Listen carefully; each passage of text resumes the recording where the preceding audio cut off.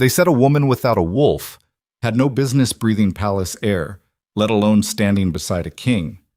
But Seris Veyne had survived 18 years by letting them believe the lie. Tonight, beneath 10,000 candles and the weight of every noble eye in Vaeroth, that survival ended. Not because she was weak, because the man she loved had just named her queen, and the only thing more dangerous than being powerless in a kingdom built on blood was being handed power you never asked for. Stay with me until the end of this story. You'll see why some secrets are kept not to deceive, but to survive. Hit that like button and drop your city in the comments so I know who's riding with the tribe. The Grand Sovereign Hall smelled like ambition and expensive wine. Seris stood 3 steps behind the serving line, invisible in the way only servants could be, watching the glittering chaos of Vaeroth's winter gala unfold like a staged execution. Nobles moved through the crowd wearing smiles sharp enough to gut fish. Diplomats from 6 kingdoms pretended not to be counting the guards positioned along the obsidian pillars, and at the center of it all, beneath chandeliers that cost more than most villages would see in a lifetime, King Vaelor Draven held court with the kind of easy dominance that made men follow him into fire and women forget their own names. Seris had stopped forgetting hers years ago. She carried a tray of crystal glasses filled with something gold and poisonous, moving through the crowd with practiced efficiency. Servants were furniture. Furniture didn't warrant eye contact. The system worked beautifully until you remembered you were human. Vaelor caught her gaze across 40 feet of marble floor and foreign dignitaries. He didn't smile, didn't need to. The look said everything his mouth couldn't in a room full of political predators. It said tonight. It said soon. It said, I'm done pretending you're not the only thing in this room that matters. Seris looked away first because one of them had to. High Chancellor Malrek Voss materialized beside her like smoke with a pulse. The man moved through crowds the way disease spread through water, inevitable and unwelcome. He was 60 years of calculated ambition, wrapped in velvet robes and a smile that never reached the numbers running behind his eyes. You look nervous, Seris. She didn't flinch. I'm holding boiling wine and standing near people who consider arson a political tool. Nervous is appropriate. Malrek's laugh came out dry as old bones. Still clever. That's what he likes about you, isn't it? The cleverness. The way you make him feel seen. She kept her face blank. I wouldn't presume to know what His Majesty thinks. Of course you would. You've been presuming for years. That's not criticism, girl. It's observation. You've built something remarkable here. A king's trust, his confidence, perhaps even his affection. The question is whether you understand what you're holding. Seris set the tray down on a serving table with more force than necessary. If you have something to say, Chancellor, the crowd might appreciate brevity. Malrek stepped closer. Close enough she could smell the wine on his breath and the rot underneath. Vaelor is about to make an announcement tonight, one that will change the trajectory of this kingdom. I'm offering you the opportunity to shape that change rather than be destroyed by it. I'm a servant. I don't shape anything. You're a woman. He looks at the way men look at salvation. Don't insult us both with false modesty. The council has been patient. We've allowed this attachment because it seemed harmless. But attachment stops being harmless the moment it interferes with duty. Seris felt something cold slide down her spine. What announcement? Malrek smiled, the kind of smile that preceded bloodshed in every story ever told. You'll hear it soon enough. I'm simply suggesting you consider your response carefully. Some gifts look like blessings until you try to carry them. Then they reveal themselves as burdens designed to break you. He walked away before she could answer. Seris stood there holding an empty tray and a chest full of panic she couldn't afford to show. Around her, the gala continued its beautiful, vicious dance. Somewhere a string quartet played something haunting. Somewhere else, a minor lord laughed too loud at a joke that wasn't funny. And at the front of the hall, Vaelor rose from his throne with the fluid grace of a man born to command. The room went silent. It always did when Vaelor stood. Not because he demanded it, because people wanted to hear what came next. That was the difference between a king who ruled through fear and one who ruled through presence. Fear made you obey. Presence made you want to. His voice carried across the hall without effort. Lords and ladies of Vaeroth, honored guests from kingdoms near and far, you've traveled through winter storms and political uncertainty to stand here tonight, and I'm grateful. Gratitude, however, is not why I called you here. Murmurs rippled through the crowd like wind across water. Vaelor continued. This kingdom was built by warriors who understood that strength without purpose is just violence with better armor. My father taught me that a crown is not a prize. It's a responsibility, and part of that responsibility is ensuring that those who come after us inherit something worth keeping. Seris felt her pulse hammering in her throat. She knew his voice too well, knew when he was playing the role of king and when he was speaking as the man underneath. Right now, he was both. For years, Vaelor said, I've allowed the council to guide my personal choices in service of political stability. I've entertained betrothals that benefited trade routes, considered alliances that strengthened borders, smiled through negotiations that treated marriage like a commodity exchange. And I'm done. The murmurs became something louder, confusion mixed with alarm. Vaelor's expression didn't change.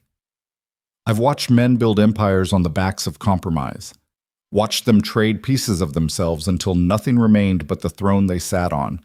That's not strength. That's slow suicide with a crown. So tonight I'm making a different choice. He stepped down from the dais, walked through the crowd of stunned nobility like he was moving through water, and stopped directly in front of Seris. The world narrowed to the space between heartbeats. Vaelor looked at her with eyes the color of winter storms and something older than kingdoms. Seris Veyne has served this palace for 18 years. She's been dismissed as insignificant by men who measure worth in bloodlines and breeding. But I've watched her survive in a world designed to erase her. I've seen her turn invisibility into armor and patience into power. And I've loved her since the night I found her bleeding in a forest, and she looked at me like I was just another predator she'd have to outthink. Seris couldn't breathe, couldn't move, couldn't do anything but stand there while the most powerful man in 6 kingdoms told a room full of aristocrats that he loved a woman they considered livestock. I'm not asking for approval, Vaelor said to the room without taking his eyes off her. I'm not negotiating. I'm telling you that this woman will be my wife, my queen, my partner in every decision that shapes this kingdom's future. And if that costs me allies, so be it. A king who can't choose whom he loves isn't a king. He's just a well-dressed prisoner. The hall erupted. Voices crashed over each other like competing storms. Outrage. Shock. A few scattered attempts at applause that died under the weight of scandalized fury. Seris heard all of it from very far away, as if she'd been shoved underwater and was drowning in expensive perfume and political collapse. Vaelor extended his hand. Choose, Seris. Choose the life you've been afraid to want. She looked at his hand, at his face, at the entire court watching her with expressions ranging from horror to fascination to barely concealed rage. And she ran, not gracefully, not strategically, just raw, animal panic that sent her stumbling through the crowd and out the massive gilt doors into a corridor that stretched like an accusation. Behind her, she heard Vaelor call her name, heard the court descend into chaos, heard her entire carefully constructed life shatter like glass under a hammer. She kept running. The palace was a maze of marble and malice, and Seris knew every hidden corner. She'd spent 18 years learning how to disappear. Ducked into a servant's passage that led through the kitchens, past the armory, down into the lower levels where nobility never ventured because the air smelled like honest work instead of perfume. She finally stopped in a storage room that held linens and her own ragged breathing. The door opened behind her. Seris spun, expecting guards, expecting Vaelor, expecting anything except Celine Voss standing there in a gown that cost more than Seris would make in 5 years, looking uncomfortable in her own skin. Celine was Malrek's daughter and living proof that beauty could be a cage, 23 years old with hair like spun gold and eyes that held all the warmth of a political transaction. The council had been pushing her toward Vaelor for months. She played the role of dutiful daughter the way Seris played the role of invisible servant. Both of them were actors. Only one of them looked happy about it. That was dramatic, Celine said. Seris pressed her back against the stone wall. If you're here to gloat, get it over with. I'm here because watching you run away from the thing you want made me nauseous. Also because my father sent me to find you, which should tell you everything you need to know about how this night is going. What does he want? Celine moved further into the room and closed the door. To convince you that marrying Vaelor would be a disaster, that you're unqualified, that you'll be torn apart by a court that already hates you for existing. He has a whole speech prepared. Very moving, lots of references to duty and sacrifice. And what do you want? Celine's perfect political mask slipped for half a second. I want to stop being treated like a broodmare with good breeding and a pulse.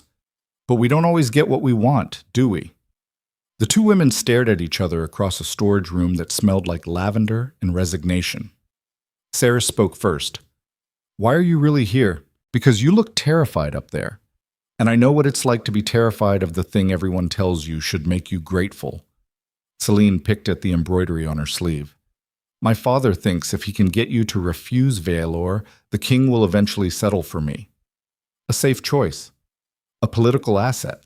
Someone who won't disrupt the power structure he spent 30 years building. Will Vaelor settle? Celine laughed, and it came out sharp enough to draw blood. Have you met him? The man just told the entire aristocracy to go to hell in front of foreign dignitaries and a string quartet. He's not settling for anything, which means my father is going to escalate. Seris felt that cold thing in her spine spread into her chest. Escalate how? I don't know yet, but I know him. He doesn't accept defeat. He reframes it as a temporary setback, and then he moves pieces on a board you didn't know you were playing on. Before Seris could respond, footsteps echoed in the corridor outside. Both women froze. The door opened and Vaelor walked in like he owned the room because technically he owned the entire kingdom. He looked at Celine first. Your father is looking for you. Something about controlling the narrative before it controls us. Celine straightened her spine. I'll tell him I couldn't find her. You'll tell him the truth. That I did. Vaelor's voice carried the kind of quiet authority that ended arguments before they started, and that this conversation doesn't concern him. Celine looked at Seris, looked at the king, then walked out without another word. Vaelor closed the door.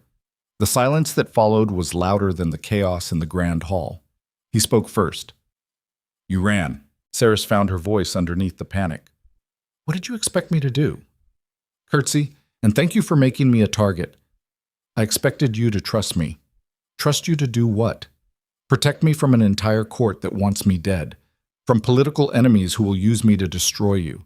From my own inadequacy. You're not inadequate. I'm a servant, Vaelor. I have no family, no connections, no training in statecraft or diplomacy or any of the 1,000 things a queen needs to survive. You survived 18 years in a palace that eats people alive. You think that doesn't require statecraft? Seris pushed away from the wall. Survival and sovereignty are different animals. Are they? Vaelor moved closer. Because from where I'm standing, every king I know is just someone who learned to survive in rooms full of people trying to kill them. You've been doing that since before I met you. You don't understand what you're asking. I'm not asking, Seris. I'm choosing. Same way I chose to give you sanctuary 18 years ago, when you showed up bleeding and terrified and more honest than anyone I'd ever met. The memory hit her like a fist. She'd been 15, hunted by the family who raised her, running through a forest that felt like it was trying to swallow her whole. And then a boy her own age had found her beneath storm-soaked pines and offered help without asking what she was running from. That boy had become a king. And she'd become a woman who knew exactly how much honesty cost. Vaelor reached for her hand. The council will fight this. Malrek will scheme. Half the nobility will call it a scandal, and the other half will call it a catastrophe. And I don't care. I've spent my entire life making choices that benefited everyone except me. This one is mine. Seris looked at their joined hands, at the calluses on his palm from sword training, at the small scar along his thumb from the first time he'd tried to cook something himself instead of letting servants do it. He was real, solid, the only person in 18 years who'd looked at her and seen someone worth knowing. And she was a liar. The words came out before she could stop them. There are things about me you don't know. Then tell me. I can't. Vaelor's grip tightened. Can't or won't. Both. That's not an answer. It's the only one I have. Something shifted in his expression. Not anger, hurt, which was worse. You think I didn't notice, Seris? 18 years and you never transformed during a full moon, never ran with the pack, never showed any sign of having a wolf. You think I'm blind. Seris felt her heart trying to climb out through her throat. Then why keep me here? Because whatever you are, you're not a threat. You're just scared. And I'm tired of watching you be scared of everything except staying invisible. The truth sat on her tongue like poison. I'm not wolfless, Vaelor. I know. You don't know what I am. Does it matter? Yes. Why?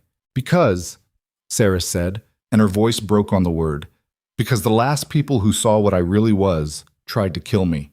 Because love survives until truth walks in the room. Because you're offering me a crown, and I'm terrified that the moment you see who I am underneath the act, you'll realize you made a mistake. Vaelor pulled her close enough she could feel his heartbeat against her chest, feel the heat coming off him like a furnace. I've watched you move through this palace like a ghost for 18 years, watched you carry trays and dodge nobles and pretend to be nothing. And the whole time I saw you, Seris. Not the act, you. So whatever secret you're carrying, whatever truth you think is going to destroy us, I'm telling you right now it won't. She wanted to believe him, wanted it so badly it felt like drowning, but belief was a luxury she'd learned to live without. The door slammed open. 3 guards stood there with hands on weapons and expressions that said they'd really rather not be here, but orders were orders. The captain spoke. Your Majesty, the council has called an emergency session. Your presence is required. Vaelor didn't move. Tell them I'm busy. It's regarding the succession, sire. They're invoking Article 7 of the Sovereign Charter. That got his attention. Article 7 hadn't been used in 60 years. It allowed the council to challenge a king's personal choices if those choices threatened the stability of the realm. Malrek was escalating faster than Selene had predicted. Vaelor looked at Seris. Stay here. Where else would I go? He almost smiled. Then he followed the guards out and left her standing in a storage room holding a future she didn't know how to want. The council chamber sat beneath the palace like a stone heart, all vaulted ceilings and ancient grudges. Vaelor walked in to find 12 men and women seated around a table carved from a single piece of black oak. Malrek sat at the far end, looking like he'd already won. The High Chancellor stood when Vaelor entered. Your Majesty, thank you for joining us. Vaelor remained standing. This should be interesting. Article 7 requires a unanimous vote to challenge royal authority. You think you have 12 people willing to tell a king his personal life is council business? Malrek spread his hands. We're not challenging your authority. We're exercising our duty to protect the realm from decisions made in haste. I've known Seris for 18 years.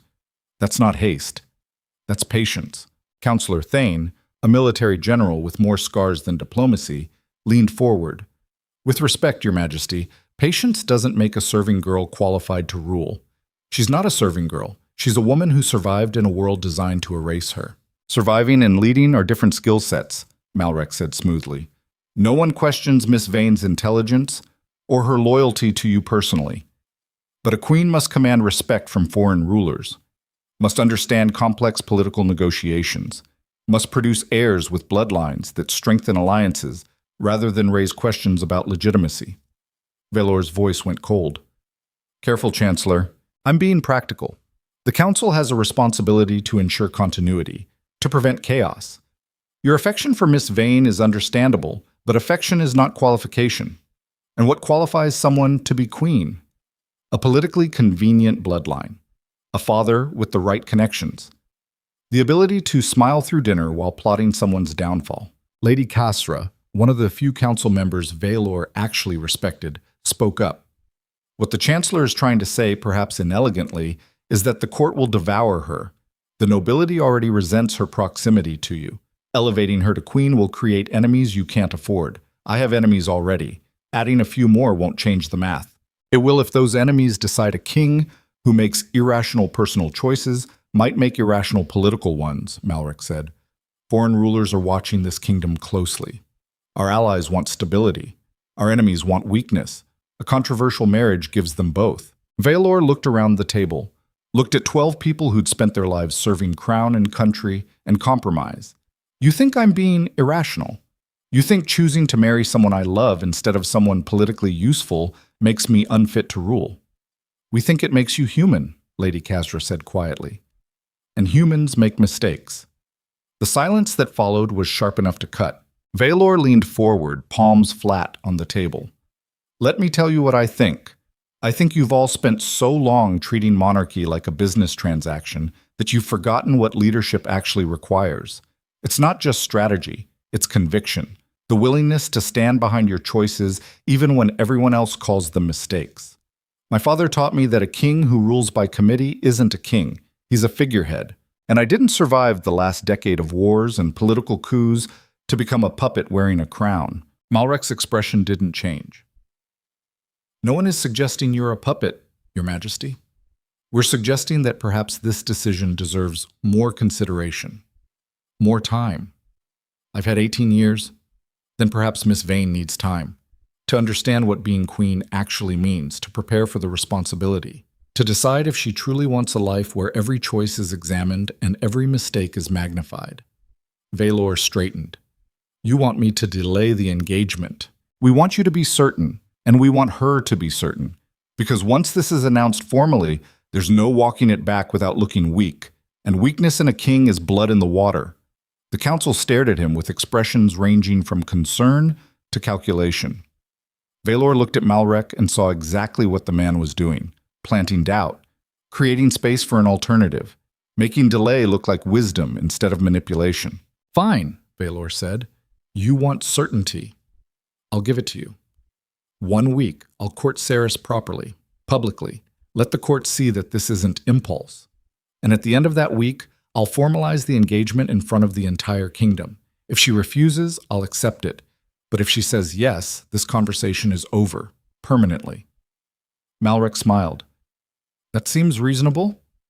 Vaelor walked out before he said something that couldn't be unsaid. Seris was still in the storage room when Vaelor found her an hour later. She'd managed to stop shaking, but her hands still felt like they belonged to someone else. He looked exhausted, battle-worn in a way that had nothing to do with physical combat. She spoke first. How bad? Survivable. Barely. They invoked Article 7. Seris felt her stomach drop. They're challenging the engagement. They're challenging my judgment. Vaelor sat down on a crate of folded linens like it was a throne. Malrek wrapped it in concern about stability and foreign perception, but the message was clear. Marry you and the council fractures. So don't marry me. Not an option. Vaelor, I made a deal with them. 1 week. I'll court you properly. Show the court this isn't reckless impulse. And at the end of that week, I'll ask you formally to be my queen. If you say yes, they back down. If you say no, I'll accept it. Seris stared at him. You negotiated my future with the council. I negotiated time.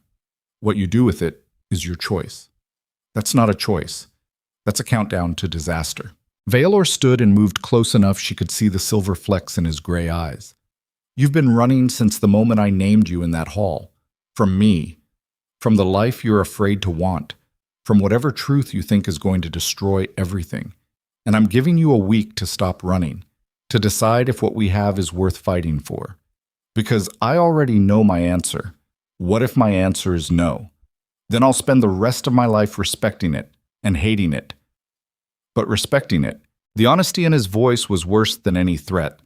Seris looked at the man who'd given her sanctuary 18 years ago, who'd never asked what she was running from, who'd watched her hide in plain sight and never once demanded she be anything other than exactly what she chose to show him. And she made a decision that would haunt her for the rest of her life. 1 week, she said. Court me.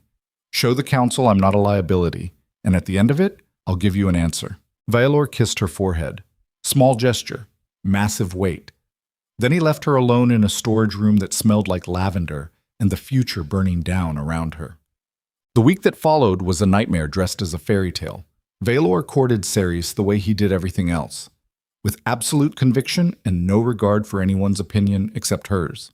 He brought her breakfast in the gardens where servants whispered and nobility glared, stole her away from chores for walks through the palace corridors where every step was watched and judged, sent her flowers that arrived with notes written in his own hand instead of dictated to scribes. The court reacted exactly as expected, scandal mixed with fascination, outrage wrapped in barely concealed curiosity. And Malrek watched it all with the patience of a man who'd already planned his next 3 moves. On the 3rd day, he found Seris in the palace library where she'd gone to escape the staring. He settled into the chair across from her like they were old friends. You're handling the attention well. Seris didn't look up from the book she wasn't reading. I'm surviving it. That's different. Survival is underrated. Most people don't manage it half as effectively as you have. If you have something to say, Chancellor, I'd prefer you just say it. Malric folded his hands. I'm curious about something. Vaelor claims he's loved you for 18 years. That's a long time to carry affection for someone you've never truly known. You don't know what he knows about me. I know he doesn't know what you are. That you've hidden it from him the same way you've hidden it from everyone else. That whatever truth you're carrying is significant enough that you've built your entire life around keeping it secret. Seris finally looked up. Careful, Chancellor. I'm not threatening you, Seris. I'm offering you perspective. Vaelor is a good king, perhaps even a great one, but his greatest weakness is his conviction. He believes what he feels with such certainty that he stops seeing obstacles until they've already crushed him.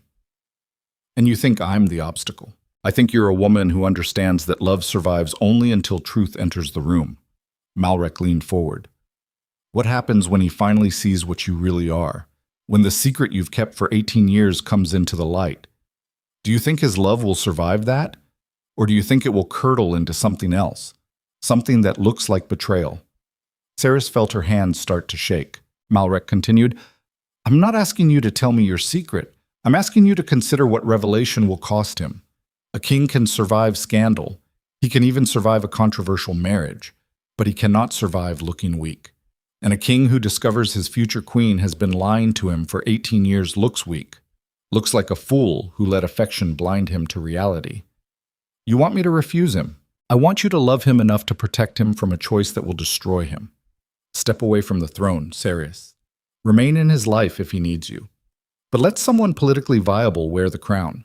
Someone who won't make him choose between love and legitimacy. The worst part was how reasonable it sounded. This is the tragedy of power. It rarely destroys through cruelty alone. It destroys through reason sharpened into obligation, through arguments so logical they feel like the only moral choice. Seris closed the book. Get out. Malric stood. Think about it. You have 4 days left, 4 days to decide if you love him enough to let him go. He left her sitting there with a choice that felt like slow poison. That night, Vaelor found her in the small chamber she'd occupied for 18 years. Barely bigger than a closet, a bed, a chair, a window that looked out onto the gardens. He knocked even though he was king and could go anywhere he wanted. Seris opened the door. They stared at each other across the threshold. Can I come in? Vaelor asked. She stepped aside.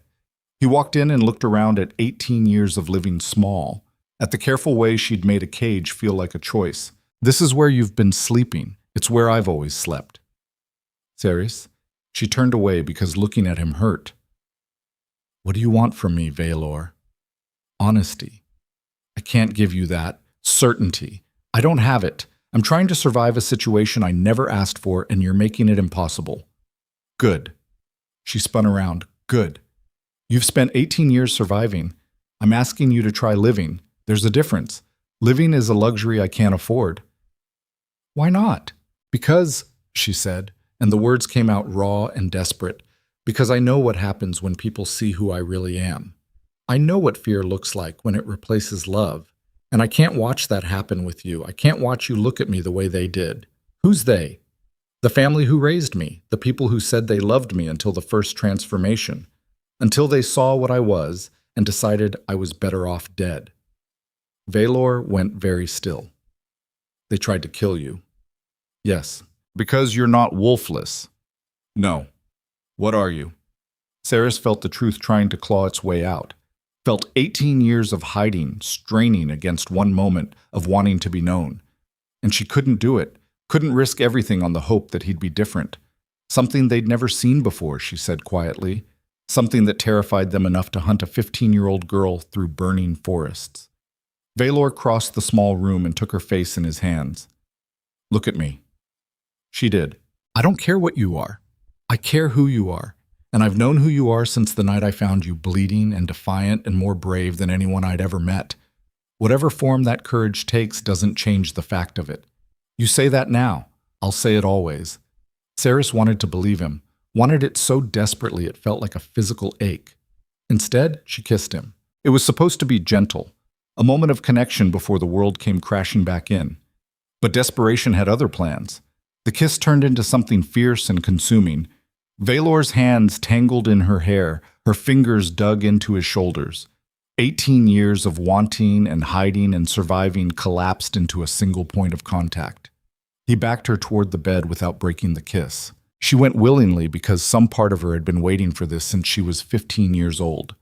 They fell together onto sheets that smelled like lavender and longing. Vaelor pulled back just enough to look at her. "Are you sure?" "No, but I'm tired of being careful." That was all the permission he needed. Clothes came off with fumbling urgency. Hands mapped skin they'd only imagined. Seris felt heat rising in her blood, felt something older than thought beginning to wake, and ignored it because right now she just wanted to be human, to be wanted, to forget that underneath her skin lived something monstrous. They came together with the desperate intensity of people who'd spent years denying what they needed. Vaelor moved inside her, and Seris felt the world narrow to sensation and heat and the sound of his breathing against her neck. Then instinct took over. The change started in her blood. A burning that had nothing to do with passion and everything to do with ancient genetics waking up. She felt her teeth elongate, felt poison glands activate.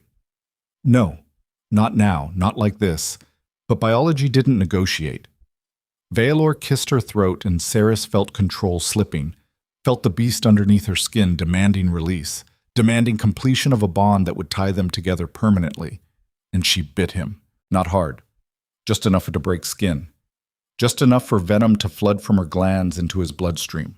Vaelor went rigid, his eyes unfocused, his body locked in place like every muscle had forgotten how to move. Seris scrambled back in horror.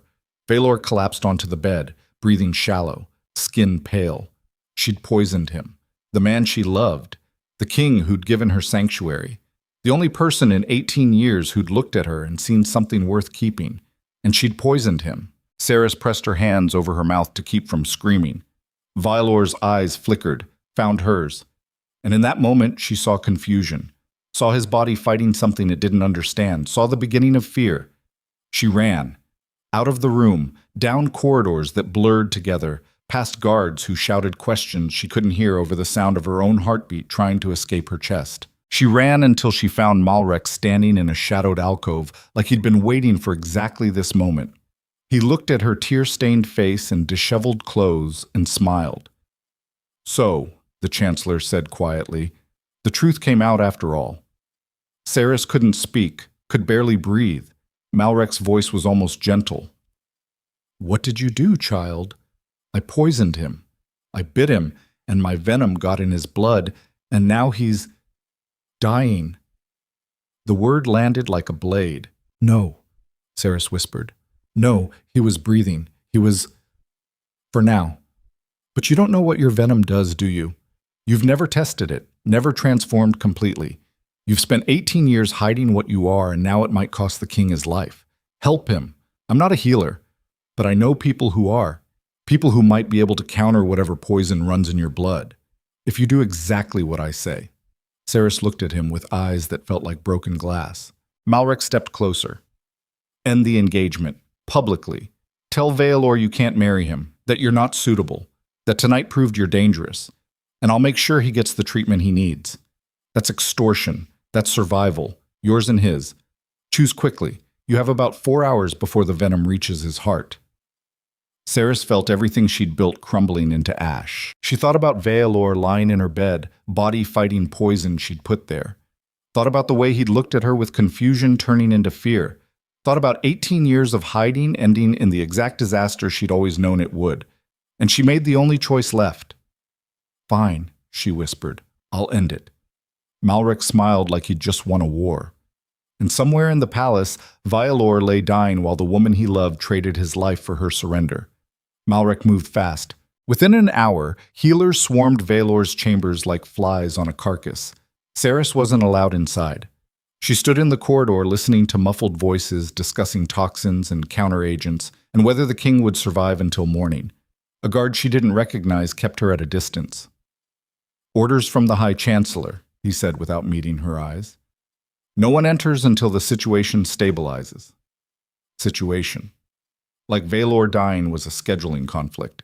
Seris pressed her back against the cold stone wall and tried to remember how to breathe. Her hand still shook. Her mouth tasted like copper and regret. She could still feel the moment her teeth had broken his skin, could still see the way his eyes had gone unfocused as venom flooded his system. She'd spent 18 years hiding what she was. Turned out hiding just delayed the inevitable. Lady Khazra appeared at the end of the hall, moving with the brisk efficiency of someone who'd outlived 3 kings and wasn't impressed by crisis anymore. She stopped in front of Seris and studied her with eyes that missed nothing. "You look like hell," Khazra said. Seris didn't have the energy to argue. The healers say he was poisoned, that the toxin is unlike anything in their records. They're trying compounds blind and hoping something works before his organs shut down. Khazra's voice carried no judgment, just facts delivered like surgical cuts. They also say he has bite marks on his shoulder, small, precise, like someone with very sharp teeth got too close. Seris felt her stomach trying to crawl out through her throat. Khazra continued. "Malrek is telling anyone who'll listen that you're some kind of creature who seduced the king and tried to murder him when he refused to make you queen. He's building a narrative where you're the villain and he's the hero who saw through your deception. That's not what happened, isn't it? You bit him. He's dying. The math looks pretty clear from where the council is standing. I didn't mean to. I lost control and now you're going to pay for it." Khazra's expression softened slightly. "Unless you run.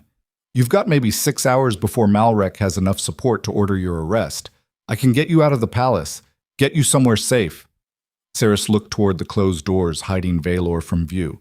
"I can't leave him. He's unconscious. He doesn't know you're here." "I can't leave him," Seris repeated. Khazra sighed.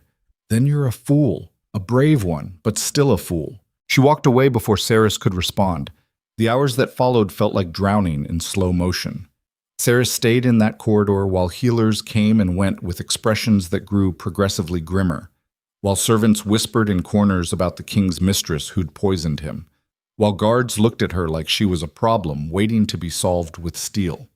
Dawn came through the tall windows like an accusation. The doors to Vaelor's chambers finally opened.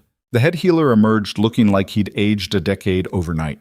He was a man named Vaelor who'd served the palace for 40 years and had seen everything from battlefield amputations to plague outbreaks. Nothing rattled him.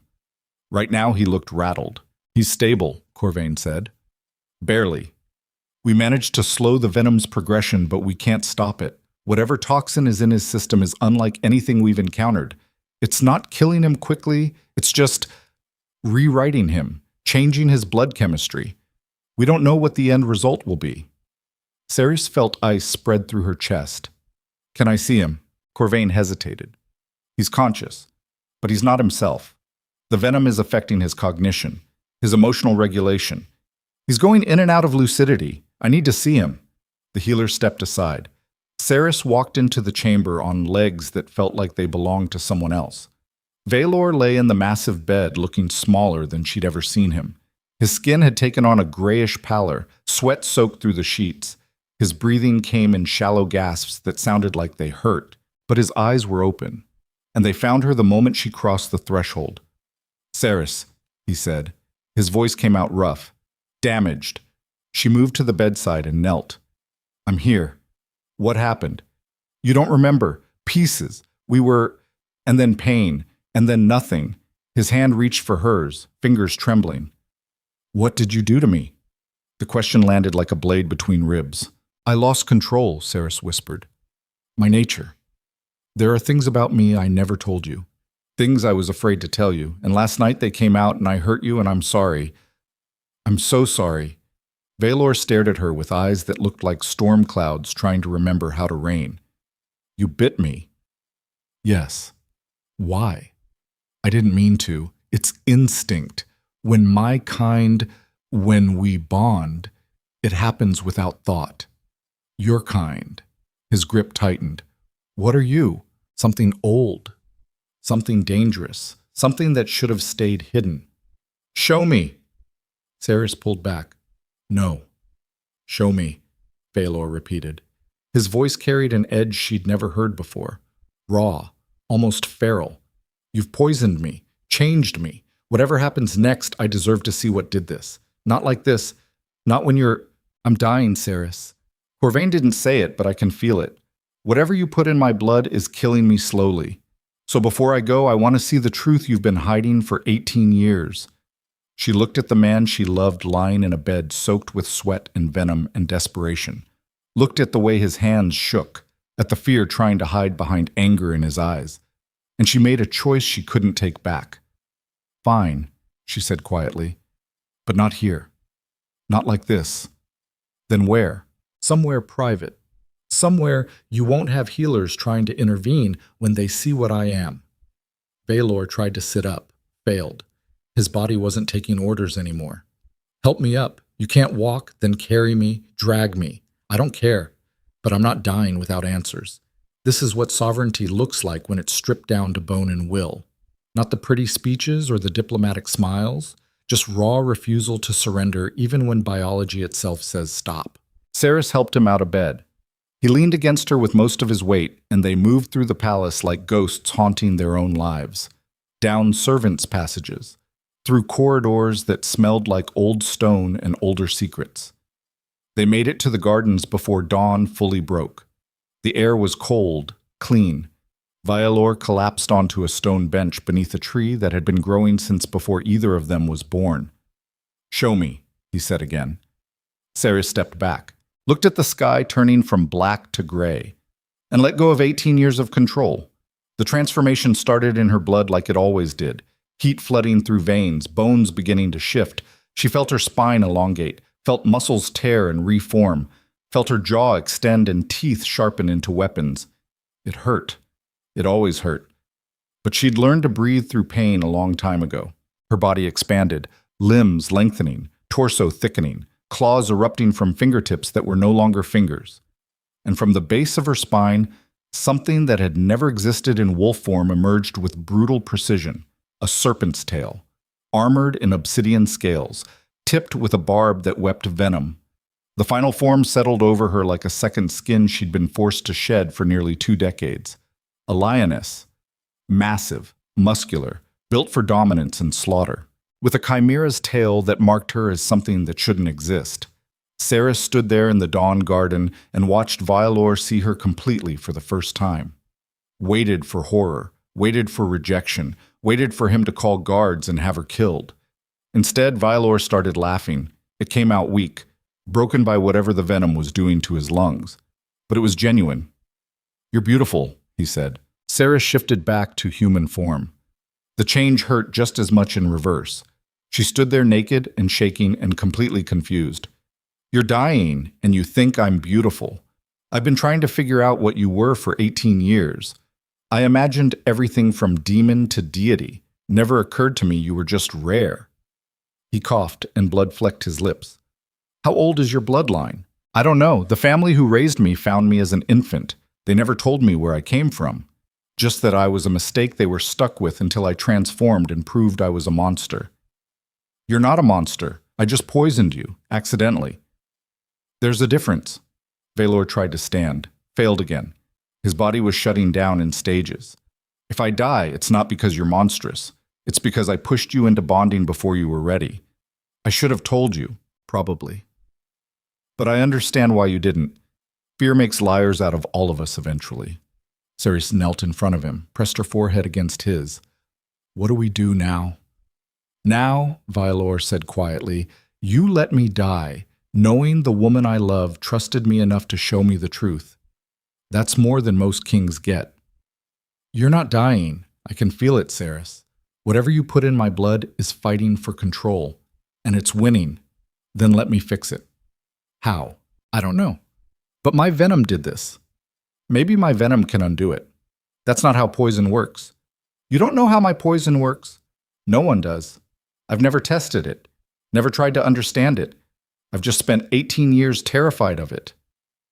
Vaelor looked at her with eyes that were starting to glaze over. "You want to experiment on a dying king. I want to save you." He almost smiled. "Then do it fast. I don't have much time left." They made it back to his chambers before the palace fully woke. Seris laid Vaelor on the bed and tried to think like a healer instead of someone drowning in panic. Her venom had poisoned him. But venom was just concentrated biology, proteins, enzymes, compounds designed to serve a specific function. In most creatures, venom killed, but she wasn't most creatures. Her kind had been designed for something else: bonding, creating permanent connections between mates, which meant her venom wasn't meant to destroy. It was meant to transform. The problem was she'd interrupted the process, bit him and ran before the transformation could complete, left him hanging in biological limbo between human and something else. Seris looked at Vaelor lying there with skin going gray and breathing getting shallower, looked at the bite mark on his shoulder, at the veins around it turning dark, and made a choice that would either save him or kill him faster. She transformed again. It was easier the second time, like her body remembered the shape it was supposed to hold. The lioness emerged with her serpent tail coiling behind her. Seris leaned over Vaelor and pressed the tip of her tail against his chest, right above his heart. Let instinct guide her instead of thought. The barb pierced skin, venom flowed, but this time it was deliberate, controlled. Not the panicked flood of an interrupted bonding, but the measured dose of a connection being completed. She felt it the moment the bond clicked into place. A rush of sensation that had nothing to do with physical touch. She could feel his heartbeat like it was her own, could taste his fear and pain and stubborn refusal to surrender, could sense the foreign venom in his system recognizing the new dose as kin and beginning to integrate instead of destroy. The transformation took hours.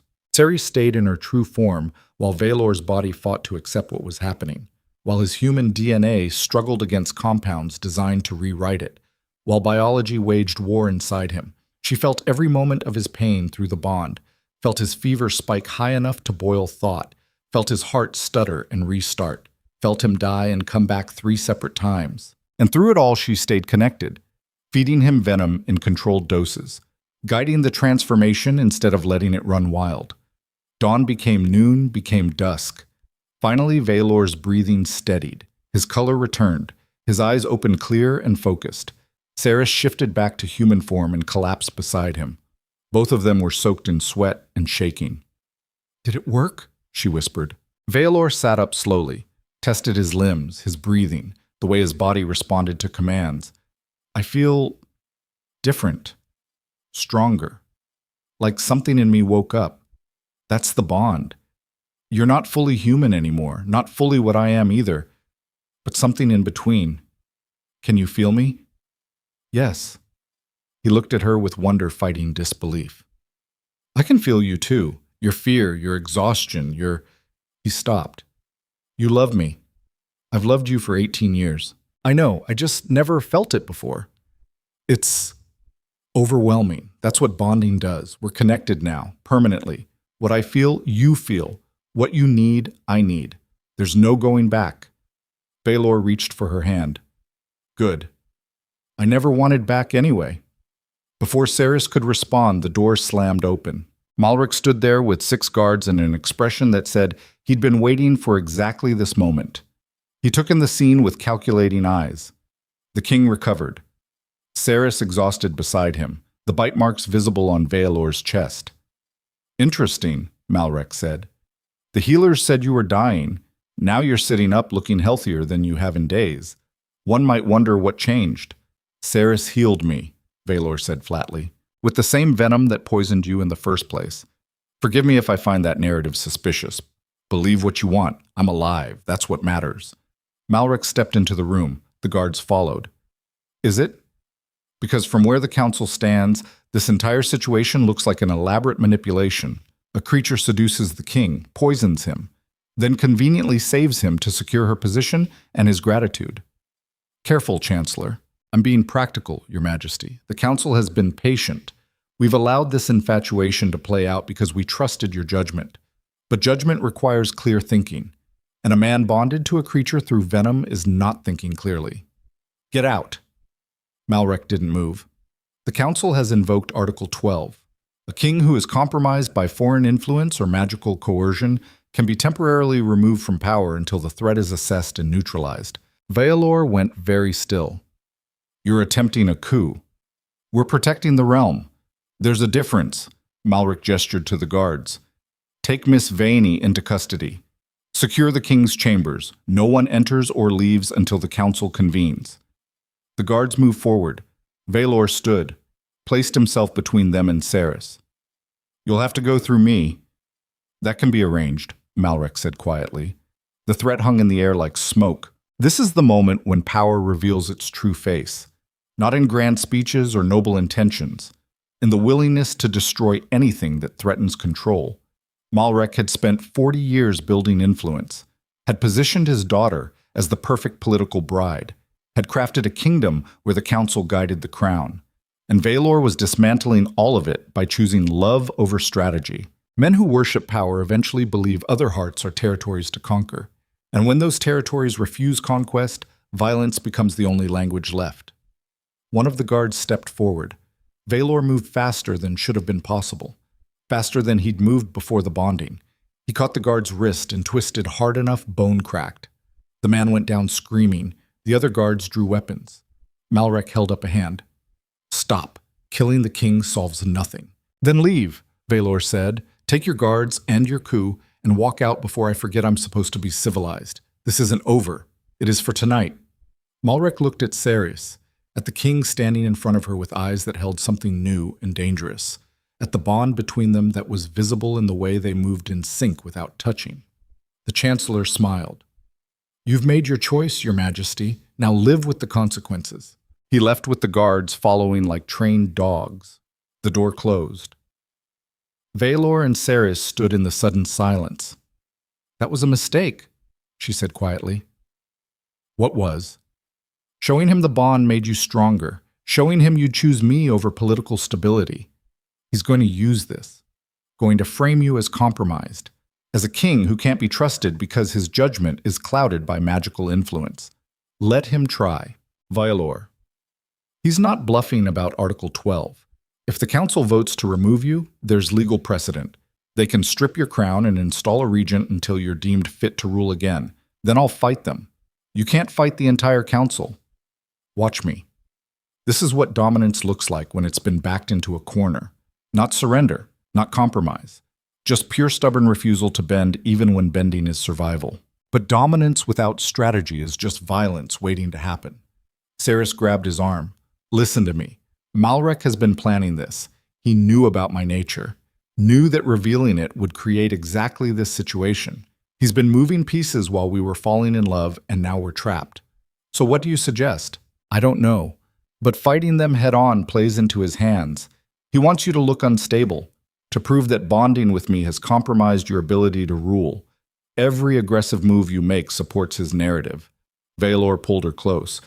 Then we don't fight, we survive. Together. The same way we've been doing for 18 years. This is different. Before I was just a servant. Now I'm a threat to the entire power structure. Good. Maybe the power structure needs to be threatened. You're not hearing me. I'm hearing you perfectly. You're scared. You think this ends with me dead and you hunted. And maybe you're right. But I've spent my entire life making choices other people approved of. Choices that benefited the kingdom. Choices that kept me safe and small and acceptable. And I'm done. If loving you costs me the crown, fine. If it costs me my life, fine.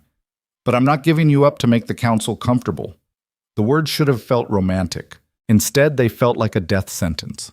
Folks, the next 3 days were a masterclass in political warfare. Malrek moved systematically, calling in favors, applying pressure, building a coalition of nobles who saw Vaelor's bonding as a threat to stability.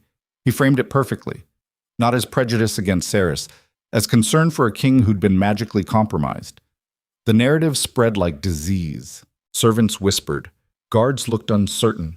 Foreign dignitaries sent carefully worded letters asking if the crown needed assistance maintaining order.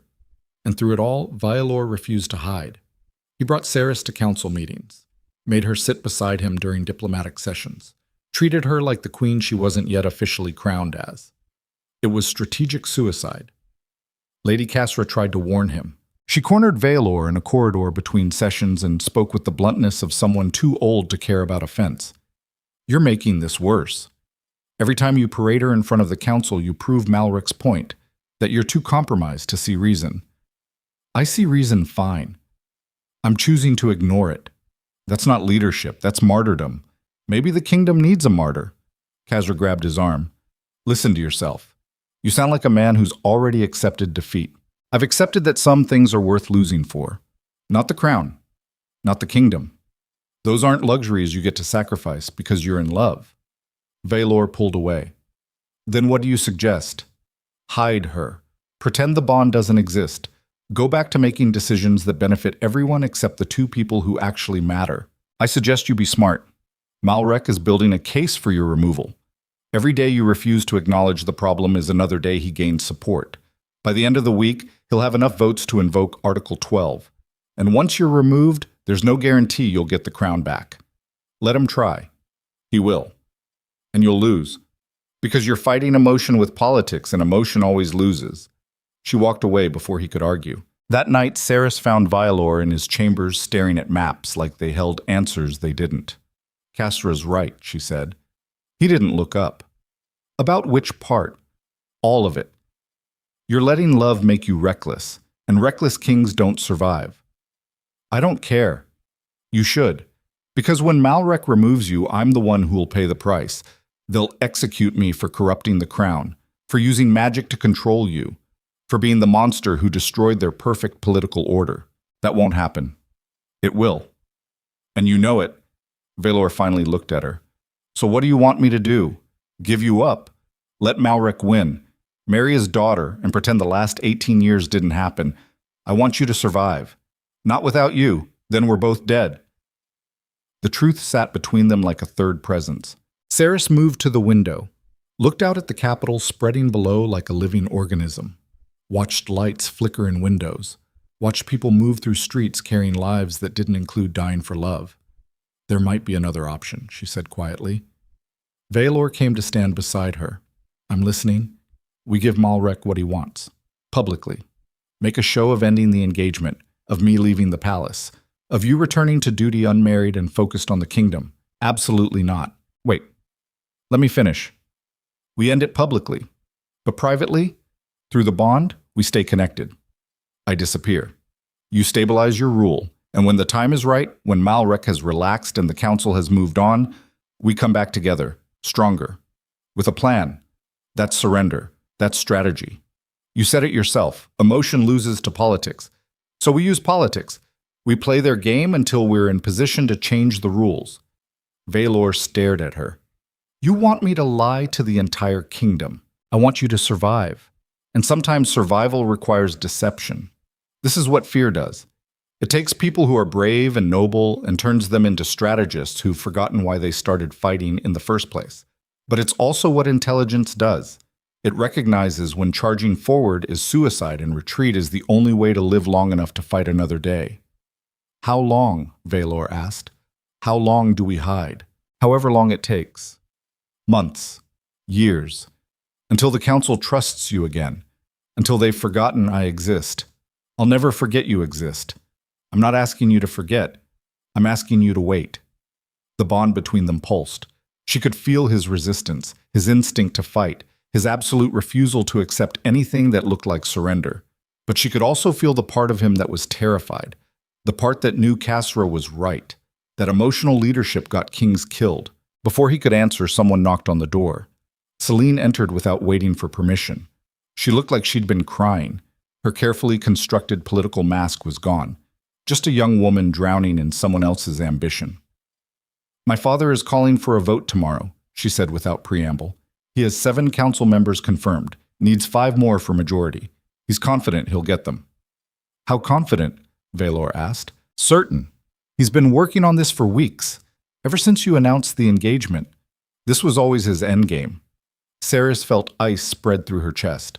What happens after the vote? If it passes, Selene said quietly, they invoke Article 12, remove you from power pending evaluation of your mental state, install a regent, probably my father. And then they deal with Seris, deal with meaning a trial for magical coercion and corruption of the crown, meaning execution, public, brutal, designed to send a message that creatures who manipulate kings pay the ultimate price. The room went silent. Selene looked at Seris with something like pity. I'm sorry. I tried to talk him out of it, told him this was too far. He said I was naive. that sometimes kingdoms require blood to maintain order. Why are you telling us this? Vaelor asked. Because I'm tired of being my father's pawn, and because you were kind to me when you didn't have to be. You treated me like a person instead of a political asset. That's rare in this court. Celine moved toward the door.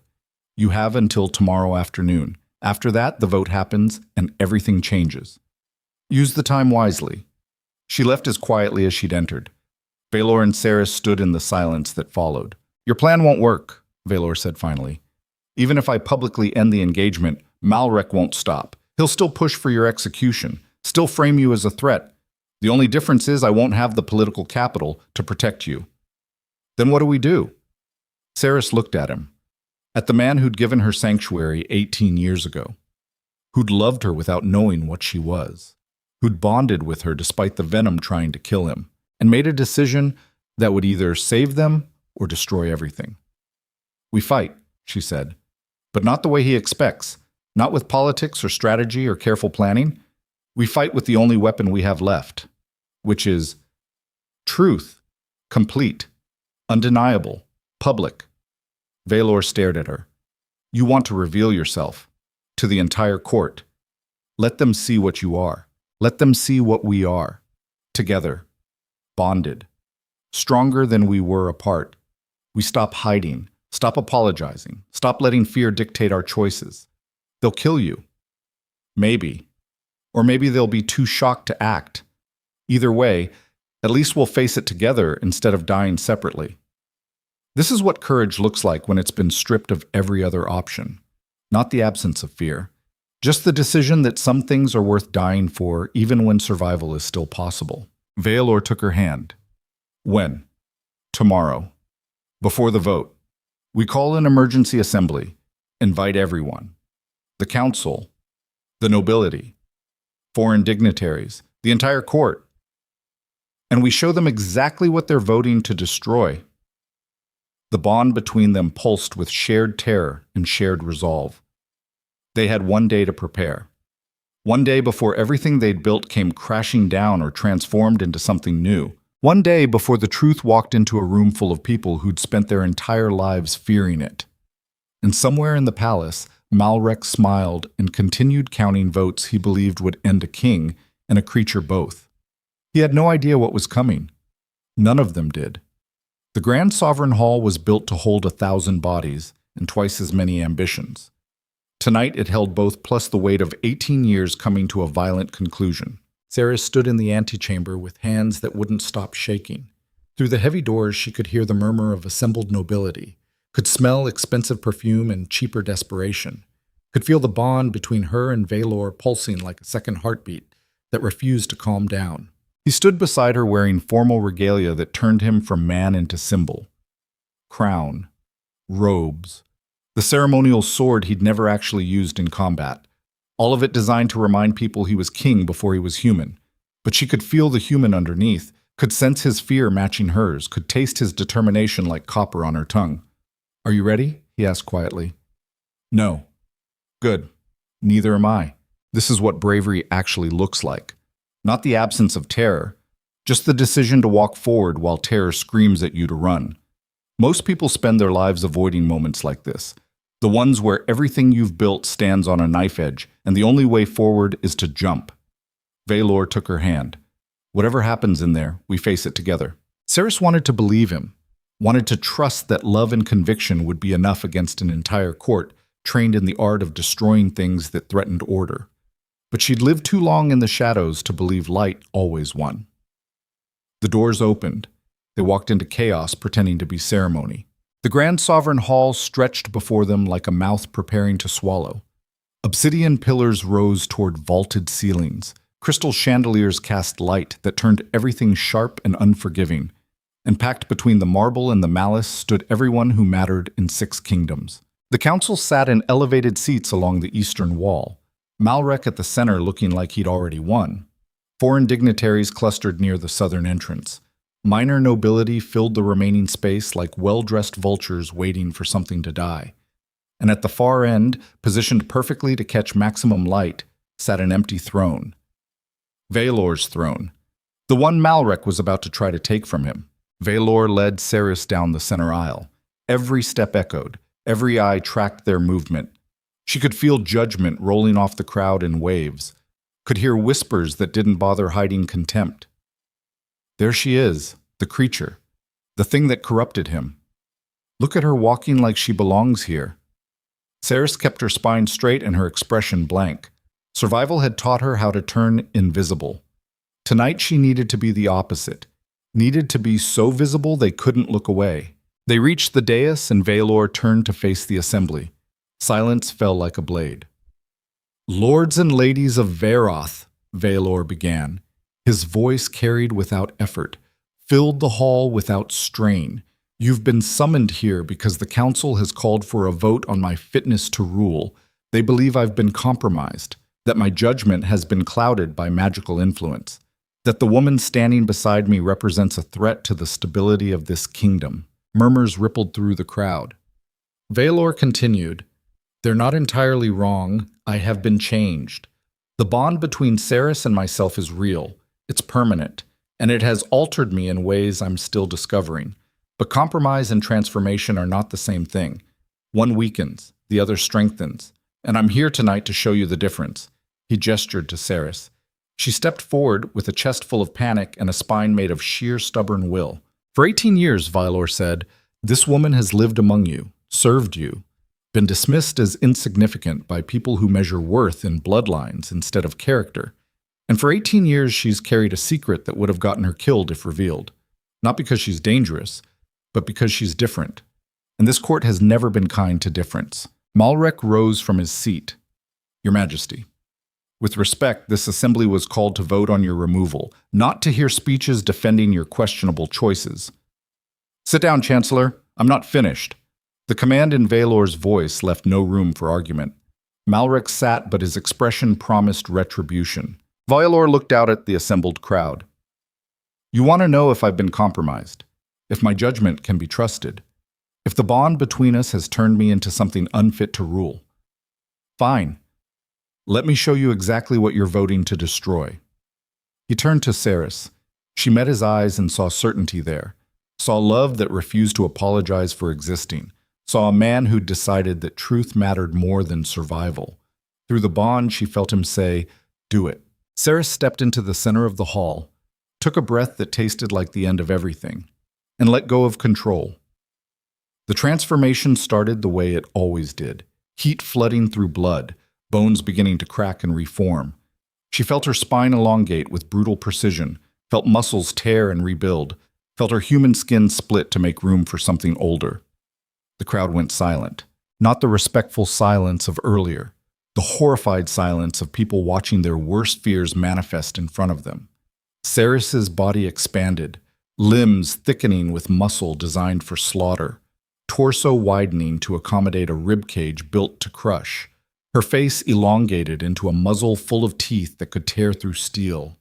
And from the base of her spine, the serpent tail emerged like accusation-made flesh. Obsidian scales, venomous barb, a chimera's inheritance that marked her as something that shouldn't exist. The final form settled over her, and Seris stood in the Grand Sovereign Hall as what she'd always been underneath the human disguise, a lioness built for dominance, with a serpent's tail that wept poison, a sovereign predator forgotten by history and feared by everything alive. The court exploded. Screams, shouts, the sound of steel being drawn from a dozen sheaths. Guards surged forward with weapons raised. Nobles scrambled toward exits. Foreign dignitaries stood frozen between fascination and flight response. And through it all, Vaelor stood between Seris and the chaos, with arms spread and expression carved from stone. "Hold," he commanded. The guards hesitated. Malrek's voice cut through the pandemonium. "Kill it. Kill the creature before it murders us all." Seris felt rage flood through her, felt the instinct to fight, to prove she was exactly the monster they feared. Her tail coiled and venom dripped onto marble that sizzled where it touched. But she didn't move, didn't attack, just stood there and let them see her completely. This is the cruelty of exposure. It's not the revealing that destroys you. It's the moment after. When you stand naked in front of people who've already decided what you are and wait to see if any of them possess the courage to revise their judgment. Most don't. Fear is easier than thought, and crowds run on fear the way fires run on oxygen. Vaelor's voice rang out again. Look at her. She's not attacking, not threatening. She's standing here showing you the truth I've known for 18 years. That what you call monster is just difference you're too afraid to understand. She's a creature of dark magic, Malrek shouted. An abomination that seduced the king with venom and manipulation. She needs to be destroyed before she corrupts the entire kingdom. The only corruption here is the lie you've been selling. That power requires purity. That leadership demands conformity. That anything different is automatically dangerous. This isn't about difference, Councillor Thane said. The old general had his hand on his sword. This is about survival. That thing has venom that rewrites human biology. She admitted as much when she poisoned you. How do we know she hasn't been slowly poisoning the entire court? Because, Vaelor said with dangerous calm, if she wanted you dead, you'd already be corpses. She's had 18 years to poison anyone in this palace. 18 years to use her nature for violence. And instead she chose invisibility, chose survival through hiding rather than dominance through fear. That doesn't make her safe, it makes her smarter than most of you. The insult landed like a slap. Lady Casra stood. Your Majesty, even if we accept that Miss Veyne has shown restraint, the fact remains that she's bonded to you through venom. That bond gives her influence over your thoughts, your decisions, your judgment.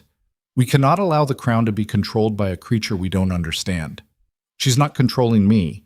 She's connected to me. There's a difference. Is there? Casra's voice was gentle but unyielding. Can you honestly say that every choice you've made since bonding has been entirely your own? That her presence in your mind hasn't shaped your thinking? The question hit harder than Vaelor expected, because the truth was complicated. The bond did influence him. He could feel Seris's emotions, her fears, her desires, could sense what she needed before she asked. And yes, that changed how he thought, how he prioritized, how he saw the world. But influence wasn't control. Connection wasn't manipulation, unless the people watching couldn't tell the difference. Vaelor looked at Malrek and saw the trap snap shut. The Chancellor had never needed to prove Seris was dangerous.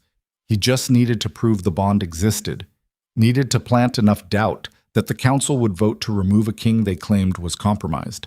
And Vaelor had walked right into it by revealing the bond publicly. You're right, Vaelor said quietly. The bond influences me, changes how I think, makes me consider her needs alongside the kingdom's, and I wouldn't have it any other way. Then you admit you're compromised, Malrek said. I admit I'm changed, and change is not weakness. When it comes to ruling, sometimes it is. The words hung in the air like smoke before fire. Malrek gestured to the council. We've heard enough. The king has admitted that his judgment has been altered by foreign influence, has brought a creature of unknown origin into the heart of our government, has prioritized personal attachment over political stability. I move that we vote immediately on Article 12. Remove King Vaelor from power until such time as the bond can be severed and his capacity to rule can be properly evaluated. The council members looked at each other. Casra spoke first. I vote yes. With regret, but yes. Thane followed. Yes. One by one the votes came in. 7 council members supporting removal, 3 opposed, 2 abstaining, majority achieved. Article 12 invoked. Vaelor felt the crown on his head turn from symbol to weight. Malrek stood and spoke with the careful precision of someone who'd rehearsed this moment in mirrors. By the authority granted to this council under the Sovereign Charter, I declare King Vaelor Draven temporarily unfit to rule due to magical coercion. Effective immediately, all royal powers are transferred to a regent council until such time as the king can demonstrate clear judgment free from external influence. Seris shifted back to human form. She stood there naked and shaking and watching the man she loved lose everything because he'd chosen her. This is the cost of honesty in a world built on comfortable lies. It doesn't set you free. It just shows you exactly how much freedom costs and asks if you're willing to pay. Guards moved forward to escort Vaelor from the dais. He didn't resist, didn't fight, just looked at Seris with eyes that held more sorrow than anger. Through the bond, she felt him say, I'm sorry. For what? For not being strong enough to protect you from this. Then the guards took him away. and Seris stood alone in a hall full of people who wanted her dead. Malric descended from the council seats, smiled at her with the warmth of a snake sizing up prey. "Miss Veyne, you're under arrest for corruption of the crown through magical means, coercion of a sitting monarch, and conspiracy to undermine the sovereign authority of Vaeroth." "I didn't coerce anyone. The evidence suggests otherwise. You bonded with the king without his informed consent, used venom to alter his biology and his judgment. And when confronted, you refused to sever the connection. That constitutes magical assault under kingdom law." Seris looked around the hall, at guards moving to surround her, at nobles watching with expressions ranging from satisfaction to pity, at foreign dignitaries already calculating how this power shift would affect their own kingdoms. And she saw Celine standing near the back, saw the younger woman's face twisted with something that looked like guilt. Their eyes met across 40 feet of marble. Celine looked away first. That was the moment Seris understood. The betrayal hadn't just come from Malric. It had come from the one person she'd thought might actually be an ally. Celine had warned them about the vote, had given them time to prepare, had played the role of sympathetic insider perfectly. And it had all been theater, a way to make sure Vaelor and Seris did exactly what Malric needed them to do. Reveal the bond, show the transformation, prove to the entire court that the king was compromised. Celine hadn't been trying to help them. She'd been hurting them towards slaughter. This is what betrayal looks like when it's been carefully planned. Not a sudden knife in the dark. A long game played by people who understand that the best way to control someone is to make them think they're making their own choices. Seris felt something inside her crack. Not her will, not her courage, just the last piece of hope that said maybe humanity was worth trusting. Guards grabbed her arms, dragged her toward the eastern exit. She didn't fight, didn't transform, just let them haul her away like cargo while the court watched and did nothing. They threw her in a cell beneath the palace. Stone walls, iron bars, no windows. The kind of place designed to make you forget sunlight existed. Seris sat on the floor and felt the bond with Vaelor pulsing weakly. He was alive, conscious. Somewhere else in this maze of dungeons, probably asking the same question she was. How did we get here? Where did we go wrong? And the answer was simple and brutal. They'd trusted that love would be enough. That truth would set them free. That showing people who they really were would earn understanding instead of violence. They'd been wrong. 3 days passed in darkness. No one came except guards who shoved food through the bars and left without speaking. Seris spent the time talking to Vaelor through the bond, sharing thoughts they couldn't say aloud, making plans that fell apart the moment they examined them. Escape wasn't an option. The cell was designed to hold creatures far stronger than humans. The bars were reinforced steel. The locks were mechanical and magical both. Waiting for rescue was pointless. Who would rescue them? The council wanted them gone. The nobility saw them as threats. Even allies like Casra had voted for removal. They were alone, and alone meant dead eventually. On the 4th day, Celine came. She walked into the dungeon corridor like she owned it, wore a dress that cost more than the cell probably did, looked at Seris with eyes that held something complicated and ugly. The guards let her pass without question. Celine stopped in front of the bars. "You look terrible." Seris didn't move from where she sat against the wall. "You look like someone who just helped murder a king's future. He's not dead, just removed. There's a difference. For now." Celine's expression flickered, something that might have been guilt if guilt could survive ambition. "My father is pushing for a trial, public, thorough. Designed to prove that bonding with you destroyed Vaelor's capacity to rule. If the trial goes the way he wants, you'll be executed and Vaelor will be permanently barred from the throne. And you're here to gloat. I'm here to offer you a choice." Seris laughed.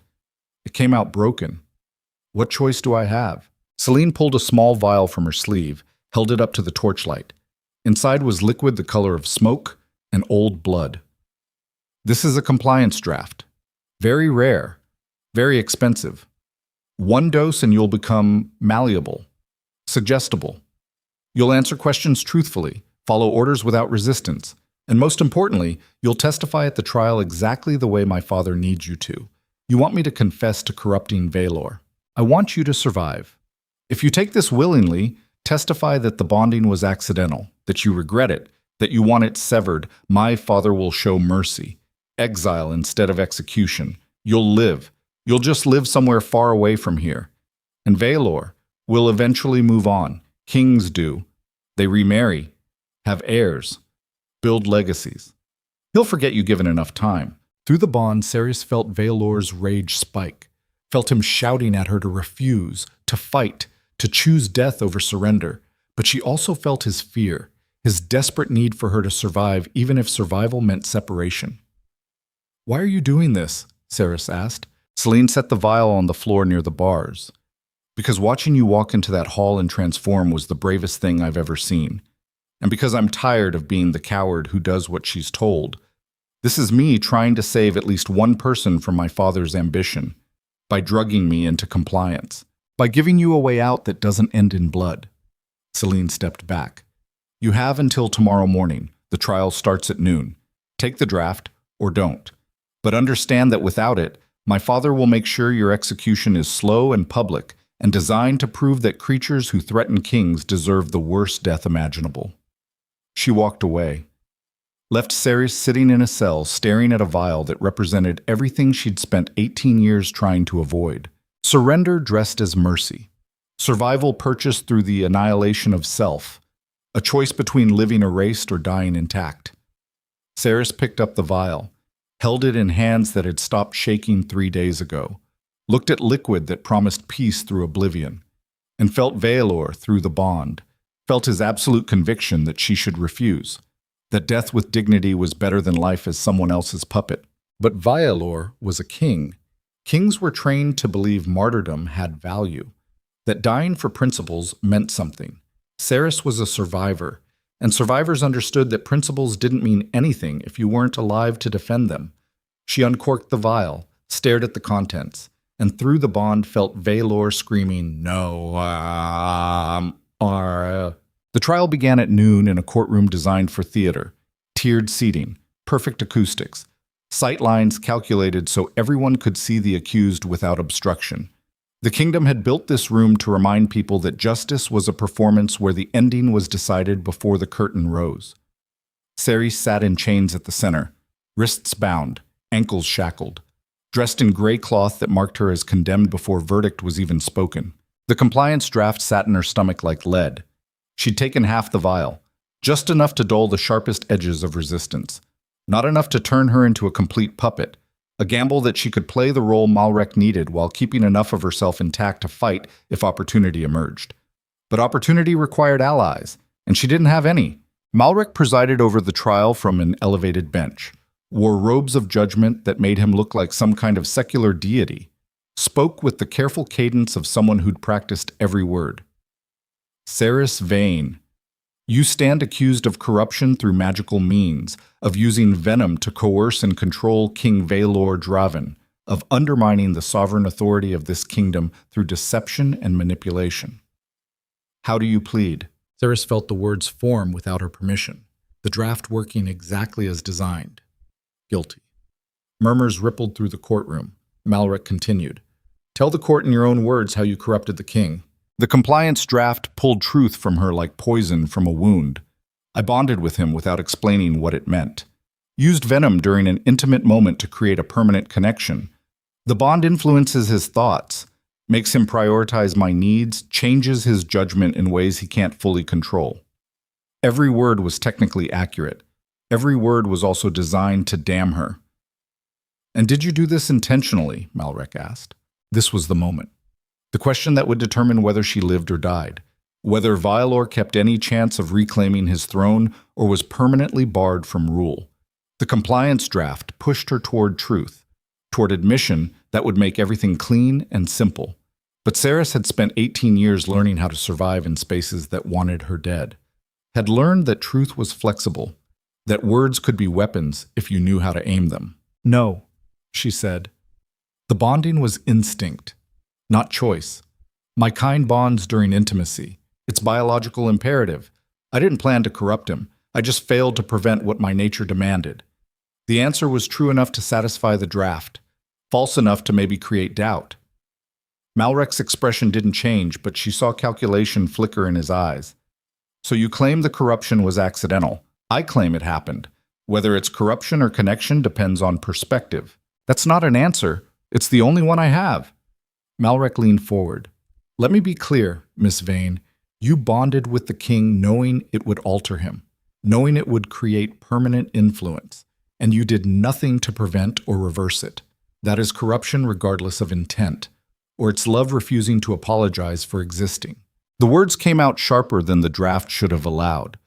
Seris felt it wearing off faster than expected, felt her own will pushing back against chemical compliance.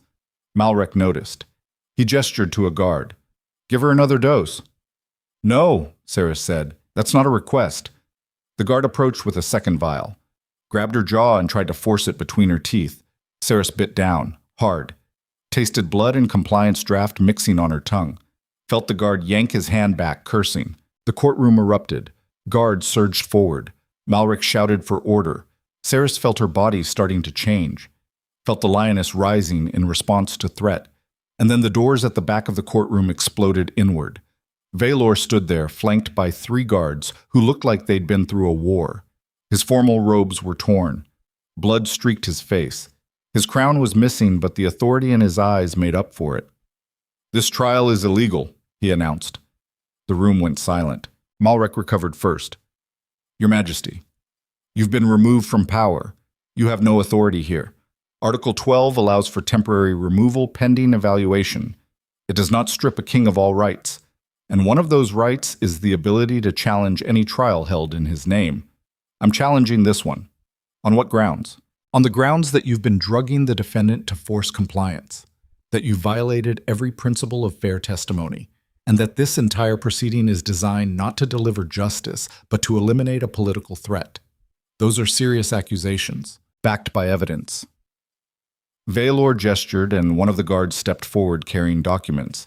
Financial records showing payments from you to black market alchemists, correspondence discussing the best compounds to use, orders to have compliance drafts delivered to the dungeon. All of it signed with your seal. Malrek's face went pale. Those documents are forgeries. They're certified by your own scribes, with dates and witnesses. You've been planning this trial since before the vote, probably since before I announced my engagement. You didn't just want Seris gone. You wanted her destroyed in a way that would permanently discredit any claim I had to the throne. The courtroom descended into chaos. Nobles shouted accusations. Council members demanded explanations. Guards looked uncertain about who they were supposed to be protecting. And in the center of it all, Seris felt the last of the compliance draft burn away. Felt clarity return like cold water after fever. Felt the bond with Vaelor pulse strong and certain. Malrek stood, his carefully constructed mask finally cracking. Even if those documents are legitimate, it doesn't change the fundamental fact. She bonded with you, altered your judgment. That makes her dangerous regardless of my methods. You're right, Vaelor said quietly. She is dangerous. To you. To anyone who thinks power requires conformity. To a system built on keeping people like her invisible so people like you can maintain control. He walked down the center aisle. Guards parted without being asked. The crowd pressed back like water around stone. Vaelor reached Seris and broke her chains with his bare hands. The metal snapped, fell away, left her standing unchained for the first time in 4 days. But you made a mistake, Chancellor, Vaelor continued. You thought removing me from power would be enough, that the council would rubber stamp your decisions and the kingdom would accept your version of events. But you forgot something important. What's that? A king doesn't rule because of a crown. He rules because people choose to follow him. And I'm done letting you choose who I'm allowed to love. Malrek's expression hardened. Then you're done ruling. Article 12 stands. The vote was legitimate. You remain removed until the bond is severed. Fine. Then I'll rule from exile. Build a kingdom from the people you've spent years dismissing. And when your carefully controlled order collapses under the weight of its own rigidity, I'll be waiting. This is treason. This is truth. And truth always wins eventually. It just takes longer than comfortable lies. Vaelor turned to the courtroom. To anyone listening, I'm leaving this palace, taking Seris with me. If you want to stop us, try. But understand that the moment you raise weapons, you're not defending the kingdom. You're defending one man's ambition. Choose carefully. No one moved, not the guards, not the council, not even Malrek. Because Vaelor was right. Power required consent. And in that moment, standing in chains he'd broken with his own hands beside a woman who'd transformed into a nightmare to save him, the king had more authority than anyone in the room. Vaelor and Seris walked toward the exit, made it 5 steps before Malrek's voice rang out. "Stop them!" The guards still didn't move. I said, "Stop them!" Finally, one guard stepped forward. A young man who probably needed the job more than he needed principles. He raised his spear with hands that shook. Vaelor looked at him, recognized him from somewhere. A harvest festival, maybe? Or a patrol rotation? "Your name?" Vaelor asked. "Garrett, sire." "You have family, Garrett. A wife. 2 children. And if you stop me now, tomorrow you'll wake up and have to explain to them why you defended a man who drugs defendants and calls it justice. Can you do that?" Garrett's spear lowered. "I'm sorry, Your Majesty. I can't." He stepped aside. The other guards followed. Vaelor and Seris walked out of the courtroom and into a future that had no throne but plenty of possibility. Behind them, Malrek screamed orders that no one followed. And somewhere in the palace, the crown Vaelor had abandoned sat on an empty throne waiting for someone to claim it. But claiming it would require someone the kingdom actually wanted to follow. And Malrek had just proven he wasn't that person. They made it to the forest before anyone organized pursuit. Seris collapsed against a tree and felt 18 years of hiding finally catch up to her. Her body shook. Her breath came in gasps. The bond with Vaelor pulsed erratic and uncertain. He knelt beside her. "We made it. For now. That's all survival ever is. A series of for nows strung together until they become a life." Seris looked at him. At the man who'd just walked away from a throne to keep her alive. At the blood on his face and the certainty in his eyes. "What do we do now?" she asked. Vaelor helped her stand. "Now we disappear. Find somewhere safe. Build something new. And wait for the kingdom to realize it made a mistake removing a king who actually cared about more than power. And if they don't realize, then we build a better kingdom, one that doesn't require people to hide what they are to survive." Through the bond, Seris felt his conviction, felt his absolute refusal to surrender even though everything they'd built had just collapsed. And she felt something else, something dangerous and new, hope.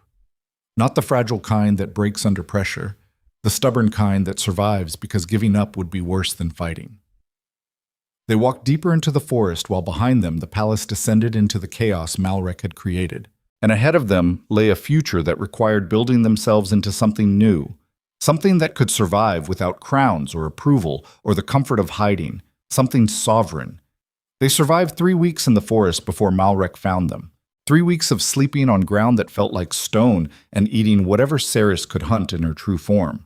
3 weeks of Vaelor teaching himself to fight without the palace guard backing him up. 3 weeks of building something that looked like a life from scraps and stubborn refusal to die. The bond between them grew stronger with every day of survival. Seris could feel Vaelor's thoughts before he spoke them, could sense when he was pretending confidence he didn't feel, could taste his determination like copper on her tongue whenever doubt tried to creep in. And Vaelor could feel her terror, the kind that lived underneath bravery and whispered that hiding for 18 years had been easier than fighting for 18 seconds. They were camped near a stream when the first arrow hit the tree beside Seris's head. She transformed on instinct. 1 second human, the next a lioness with obsidian scales running down her serpent tail. Vaelor drew the sword he'd taken from a fallen guard during their escape and positioned himself with his back to hers. The forest went silent, except for the sound of men moving through underbrush, who didn't care about being quiet. Malrek's voice carried through the trees. "Your Majesty."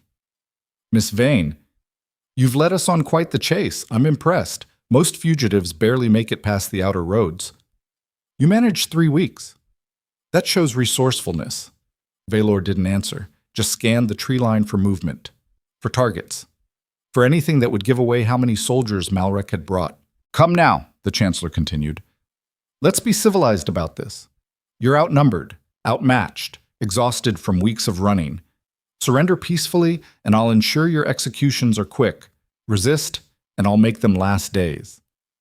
Seris felt rage flood through her, felt venom sacs activate, felt every instinct that had kept her hidden for 18 years demand she charge into the trees and rip Malrek's throat out. But rage without strategy was just suicide with teeth. Vaelor spoke quietly. How many do you sense? Through her enhanced senses, Seris counted heartbeats, breathing patterns, the subtle shift of fabric against skin. 12, maybe 15, all armed, spread in a semicircle cutting off the northern routes. Any weakness in their formation. The eastern flank is lighter. 3 soldiers instead of 5. If we break through there, we might make the ravine before they regroup. Might isn't good odds. It's the only odds we have.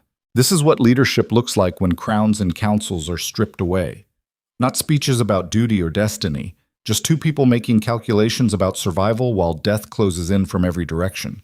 Kings who rule from thrones make decisions that affect thousands. Kings who rule from forests make decisions that affect the next 30 seconds. Both require the same willingness to choose and live with consequences. Vaelor raised his voice. Chancellor, I have a counteroffer. Malrek laughed. You're not in a position to negotiate. I'm in the perfect position. You want us dead. I want to know why you're willing to burn through soldiers and resources to hunt 2 people who pose no threat to your power anymore. You pose a threat by existing, by proving that a king can choose love over duty and survive. That's a narrative I can't allow.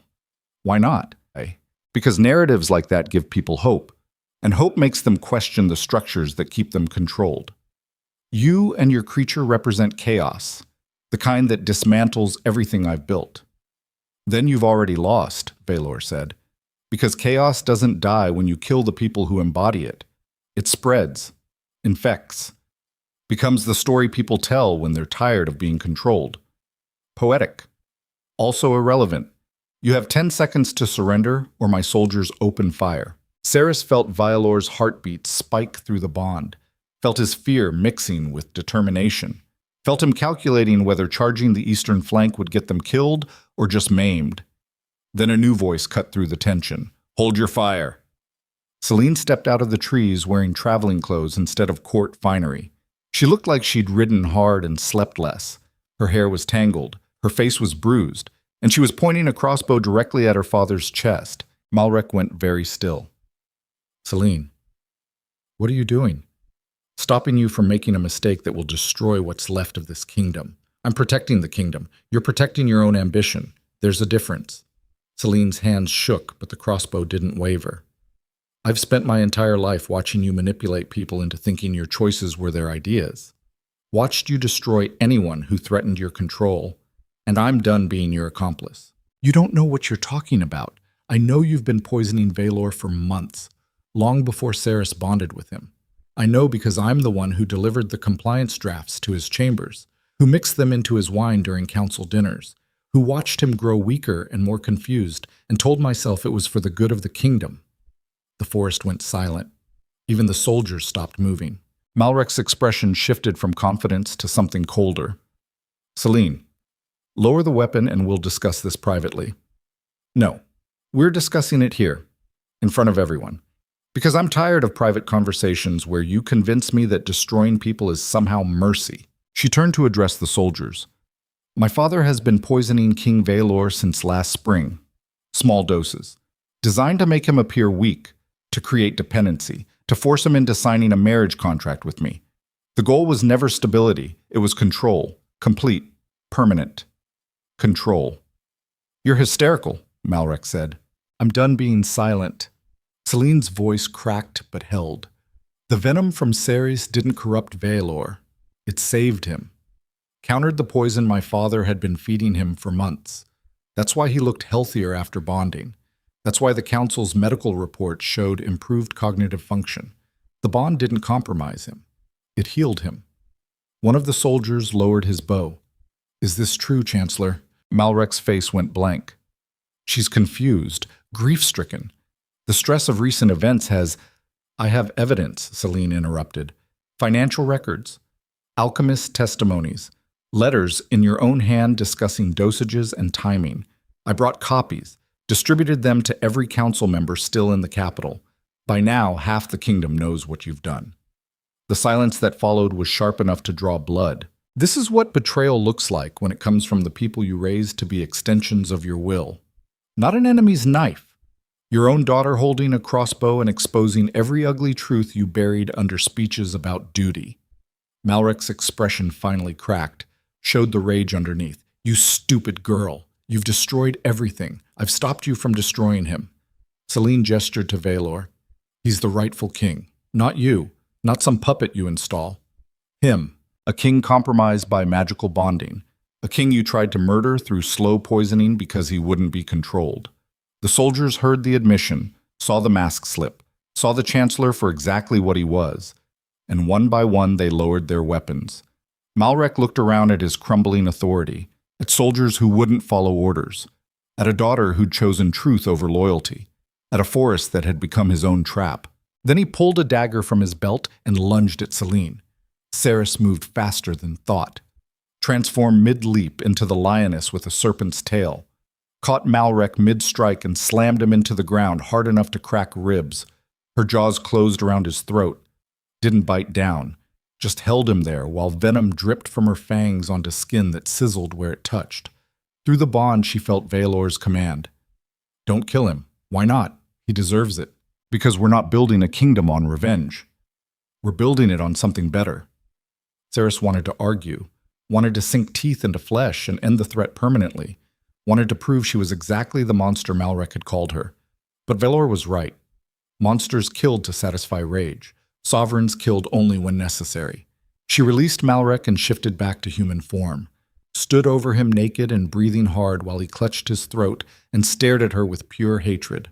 You should have killed me, Malrek wheezed. Probably. But I'm tired of giving you ammunition to call me a monster. Vaelor moved forward, addressed the soldiers. Take him into custody, charge him with treason, attempted regicide, conspiracy to undermine the crown, and schedule a proper trial, one without compliance drafts or predetermined outcomes. The soldiers hesitated, looked at each other, looked at their former commander bleeding on the ground. Finally, the one who'd lowered his bow first stepped forward. Yes, Your Majesty. They hauled Malrek away, still cursing, still promising that this wasn't over, still believing he could scheme his way back to power.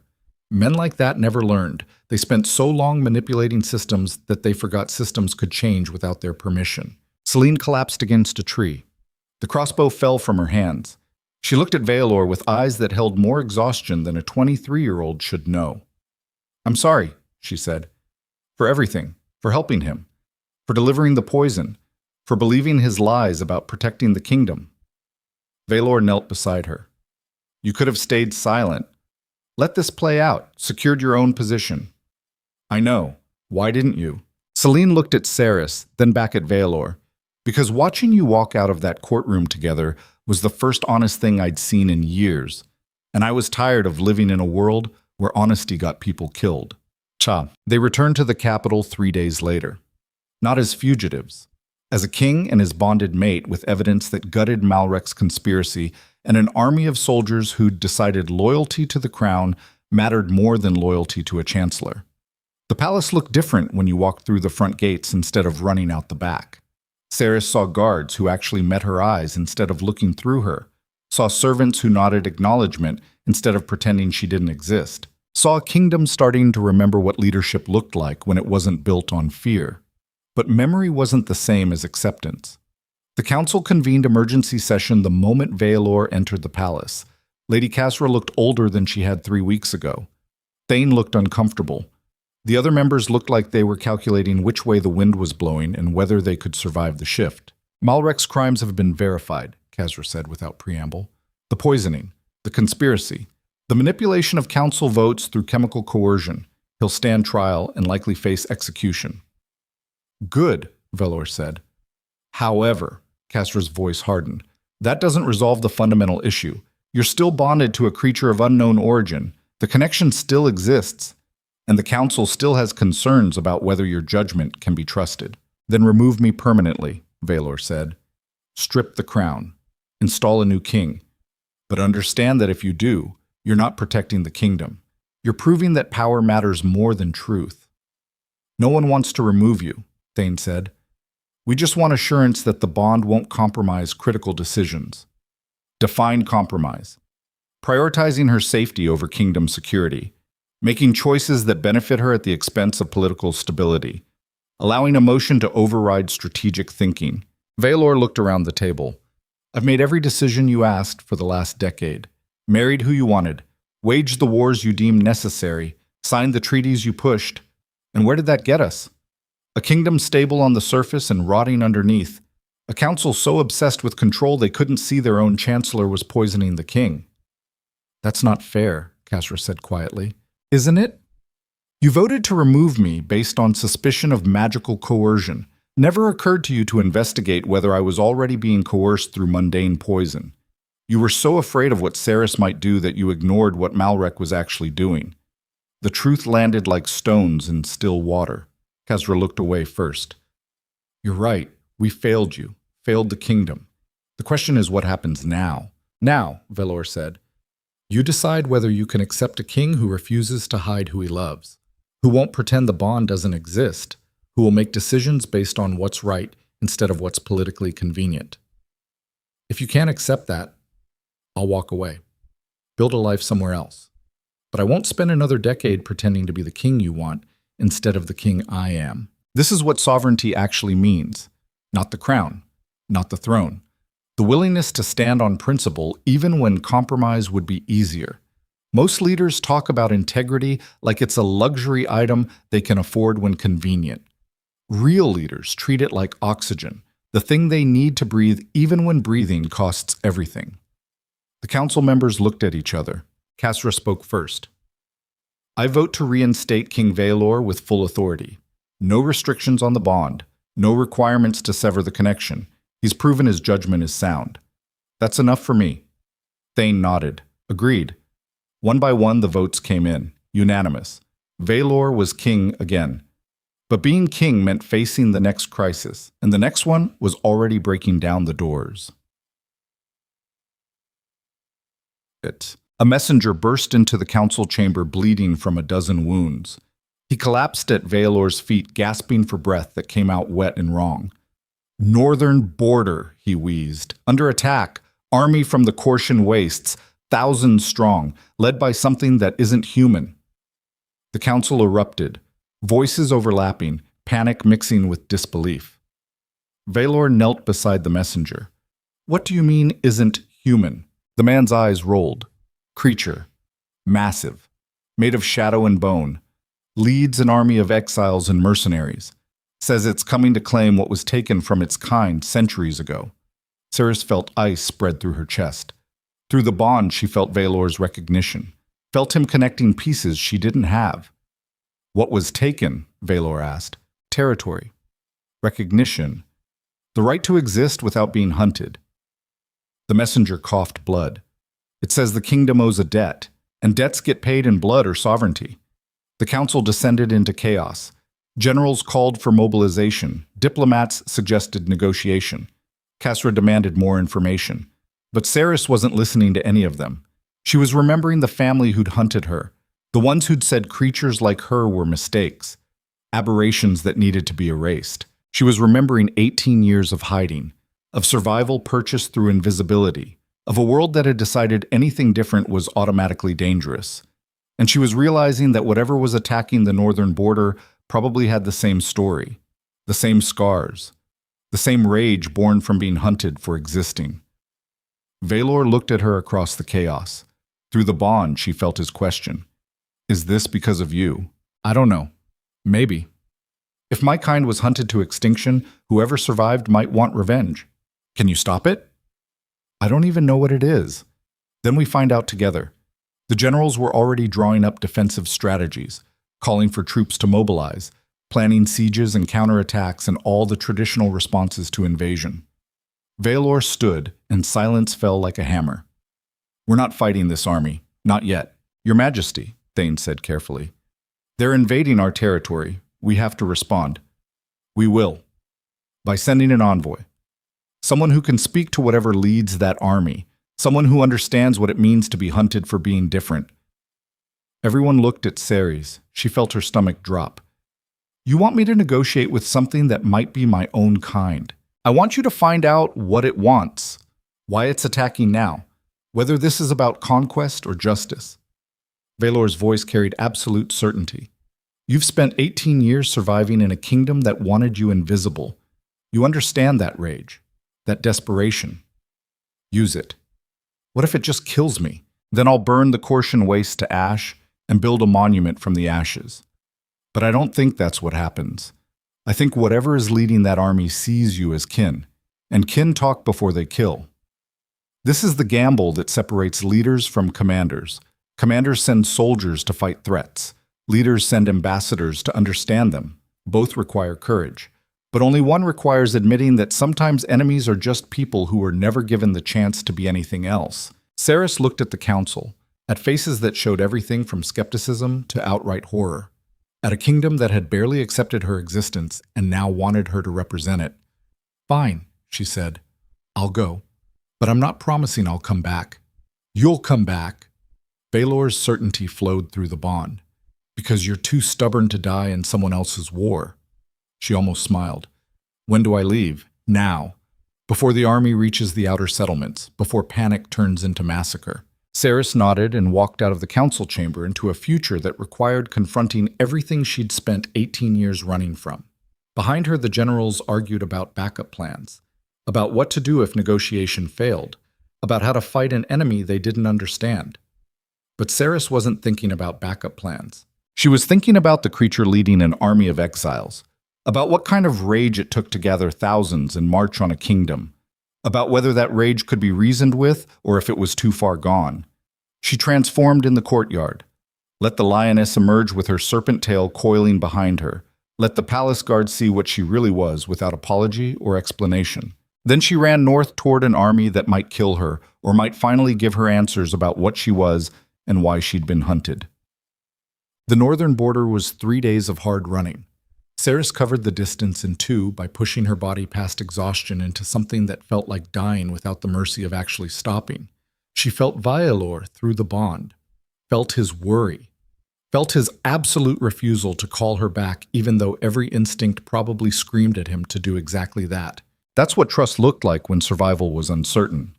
Not the absence of fear, just the decision to let someone face danger because calling them back would be worse than losing them. She reached the border at dawn on the 3rd day. The Corsian army spread across the valley like a living thing. Thousands of warriors, mercenaries from a dozen kingdoms, exiles who'd been cast out for crimes or differences, all of them unified under banners that showed creatures instead of crowns. And at the center, standing on a ridge that overlooked the entire force, was something that made Seris's blood recognize kin even as her mind rejected what she was seeing. A chimera. Larger than her, older, built from parts that shouldn't fit together but somehow did. The body of a massive wolf, the wings of something reptilian, a tail that shifted between serpent and scorpion depending on how the light hit it, and eyes that held intelligence older than kingdoms. The creature saw her approaching and didn't move, just watched her cross the valley floor with the patience of something that had waited centuries and could wait a few minutes more. Seris stopped at the base of the ridge, shifted to human form, stood there naked and exhausted and terrified in front of an army that could kill her with a gesture. The chimera spoke with a voice that sounded like grinding stone. "You're young, barely formed, still carrying the scent of those who hunt us. I'm not with them. You serve their king, live in their palace, pretend to be what they want so they'll let you survive. That's collaboration, little sister, not resistance. I survived the only way I knew how, by hiding, by making yourself small, by teaching them that creatures like us will accept invisibility if they just don't kill us." The chimera's wings spread, massive, terrible, beautiful. That stops today. What do you want? Everything they took. Territory. Recognition. The right to exist without apology. And if they won't give it freely, I'll take it in blood. Seris felt her heart hammering. How many of us are left? More than they think. Less than there should be. Scattered across a dozen kingdoms, hiding in forests and caves in the spaces between civilizations. All of us afraid. All of us alone. All of us waiting for someone to say enough. So you're saying it. I'm screaming it. and every creature who's tired of hiding is screaming with me. By destroying a kingdom that barely tolerates the few of us it knows about. By proving we're exactly the monsters they think we are. Better to be a feared monster than a tolerated pet. The words hit harder than they should have, because part of Seris agreed. Part of her was tired of being grateful for scraps of acceptance. Tired of making herself small so others felt safe. Tired of 18 years of survival that looked like slow death. But another part remembered Vaelor. Remembered walking out of a courtroom unchained. Remembered a kingdom starting to question whether difference automatically meant dangerous. There's another way, Seris said. Negotiation. Compromise. Begging for rights they should grant freely. The Chimera laughed, and it sounded like thunder. I've tried that way, little sister. For 200 years I've tried, and all it earned me was watching my kind die while humans debated whether we deserve to exist. Then let me try. Give me time to convince the kingdom that coexistence is possible. Why would I give them anything? Because I'm bonded to their king. Because he's already chosen me over political stability. Because there's a chance, however small, that change is possible without burning everything down. The Chimera studied her. The bond. Is it willing or coerced? Willing. Complicated. But willing. And this king of yours, would he fight for us? For all of us? Or just for you? Seris thought about Vaelor, about the way he'd broken her chains, about the way he'd walked away from a throne rather than hide who he loved, about the stubborn conviction that sometimes kingdoms needed to change more than individuals did. He'd fight, she said. Not because I asked, because it's right. Pretty words. Let's see if they survive contact with reality. The Chimera gestured, and the army behind it shifted. Weapons lowered slightly. Still ready, but not actively hostile. You have 7 days. Convince your king to grant my people sanctuary, legal recognition, territory where we can live without being hunted. Do that, and we'll negotiate peace. And if I can't, then we march on the capital. Burn it to bedrock, and build something new from the ashes. The creature's eyes held no mercy, no compromise, just absolute certainty. 7 days, little sister. Use them well. Seris ran back toward the capital with a deadline that felt like a noose tightening. Behind her, an army of creatures and exiles waited for a kingdom to prove it could change. And ahead of her was a king who'd just gotten his crown back and was about to be asked to risk everything again. The bond pulsed between them. She felt Vaelor's question before he spoke it. Through miles of forest and political uncertainty and the weight of 200 years of violence waiting to explode, she felt him ask, "How bad is it?" And Seris answered with the only truth she had. "Worse than anything we've faced, and we have 7 days to fix it or watch the kingdom burn." Seris reached the palace gates at midnight on the 4th day with lungs that felt like they were trying to tear themselves apart, and a message that would either save the kingdom or destroy it. The guards recognized her immediately, didn't raise weapons, didn't block her path, just opened the gates and let her through like she belonged there. Like the last month of chaos hadn't happened. Like a creature with a serpent's tail had always been welcome in the heart of Vaeroth. Small victories, the kind that didn't fix anything but proved change was possible. Vaelor met her in the throne room. He looked like he hadn't slept since she left. Shadows under his eyes, tension in his shoulders, the crown sitting on his head like it weighed more than gold and ceremony should, but his expression when he saw her was pure relief. Through the bond, Seris felt everything he couldn't say in front of the assembled council. Felt his terror that she wouldn't come back, felt his rage at sending her into danger, felt his absolute conviction that letting her go had been right, even though it felt like dying. She shifted to human form in front of everyone. Let them see her naked and exhausted and entirely past caring about modesty or protocol. 7 days, she said without preamble. The creature leading the army is a chimera, 200 years old, has been watching our kind get hunted to extinction while kingdoms debated whether we deserve to exist. It wants sanctuary, legal recognition, territory where its people can live without fear.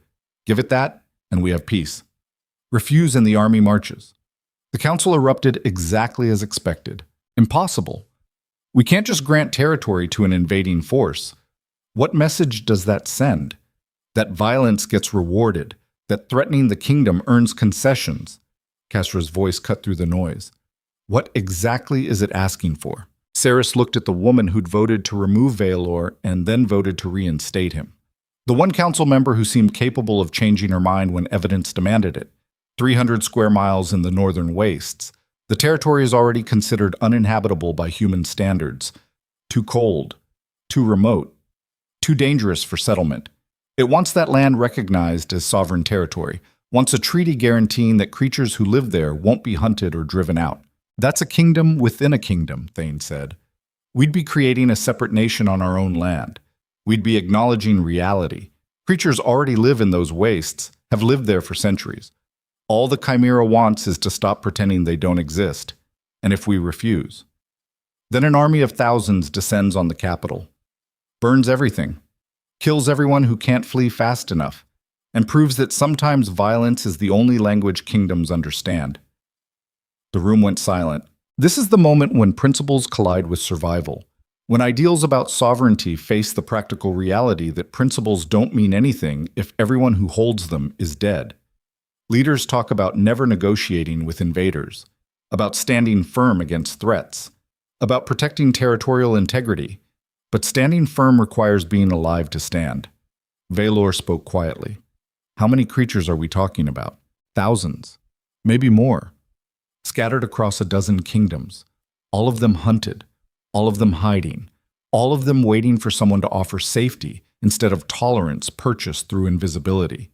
So we're not just creating sanctuary for one army, we're creating a beacon that will draw every hunted creature in 6 kingdoms. Yes, the council will never agree to that. Then the council will watch the kingdom burn. Seris felt exhaustion turning into something sharper. Anger, frustration, the kind that came from surviving too long on scraps and being told to be grateful. I'm done asking permission to exist. Done making myself smaller so others feel safe. Done pretending that hiding is the same as living. The Chimera is offering us a choice. Take it or don't. But understand that refusing means war. And wars against people who have nothing left to lose don't end with negotiations. They end with ashes. She walked out before anyone could argue. Made it to Vaelor's private chambers before her legs gave out. Collapsed onto the floor and felt 18 years of running finally catch up to her. Vaelor found her there an hour later, sat down beside her without speaking, just existed in the same space while her breathing steadied and the world stopped spinning. Finally, he spoke. The council will vote tomorrow. Kesra thinks she can get majority support for the treaty. Thane is harder to convince, but not impossible. The others will follow whichever way looks safest. And if they vote no, then I override them, invoke emergency powers, grant the sanctuary myself, and deal with the political fallout later. That's how you start civil wars. I know. Vaelor's voice carried the weight of choices that had no good answers. But letting that army march on the capital starts worse than civil war. It starts genocide. Because the moment creatures start killing humans in large numbers, every kingdom will respond. And creatures don't have the numbers to win that fight. So we're choosing between small disaster and massive one. We're choosing between change that's uncomfortable and violence that's irreversible. Seris looked at him. At the man who'd lost his crown and fought to get it back just to risk it again on people the kingdom had spent centuries trying to erase. What do you actually want, Vaelor? Not as king, as the person underneath. I want a world where you don't have to hide, where our children, if we have them, can grow up without learning to make themselves invisible, where difference is just difference instead of death sentence. That's a nice dream. It's a kingdom worth building, even if it costs everything. Through the bond, Seris felt his certainty, felt his willingness to burn every bridge and crown and comfortable lie if it meant building something honest, felt his absolute conviction that some things were worth fighting for even when fighting seemed impossible. And she felt something else, something she'd spent 18 years too afraid to name. She loved him, not the desperate survival love of someone clinging to the only safety they'd ever known, but the deliberate choice of someone who'd seen every ugly truth and decided to stay anyway. That kind of love didn't make things easier. It just made them worth surviving. The council vote happened at dawn on the 5th day. Seris wasn't allowed in the chamber. Vaelor had insisted she rest, had stationed guards outside his chambers with orders that anyone who tried to disturb her would regret it. She felt the vote through the bond anyway. Felt Vaelor's tension as each council member cast their decision. Felt his relief when Kesra voted yes. felt his frustration when 3 members voted no, felt the exact moment the count reached majority and sanctuary became law. The bond pulsed with something that felt like victory and grief mixed together. Because majority wasn't unanimous. Because 3 council members had voted to risk war rather than grant creatures legal recognition. Because even when you won, the winning came with the knowledge that a third of your government would rather watch people burn than accept they were people. Vaelor returned to his chambers an hour later looking like victory had aged him a decade. It passed, he said. 8 votes for sanctuary, 3 against, 1 abstention. We'll send word to the Chimera today. Draw up the treaty. Grant the territory by week's end. Seris felt relief flood through her. What happens to the 3 who voted no? Nothing. They exercise their right to vote their conscience. I can't punish them for that, even if their conscience is built on fear and prejudice. That's very noble. That's very exhausting. Vaelor sat beside her. But it's the right choice.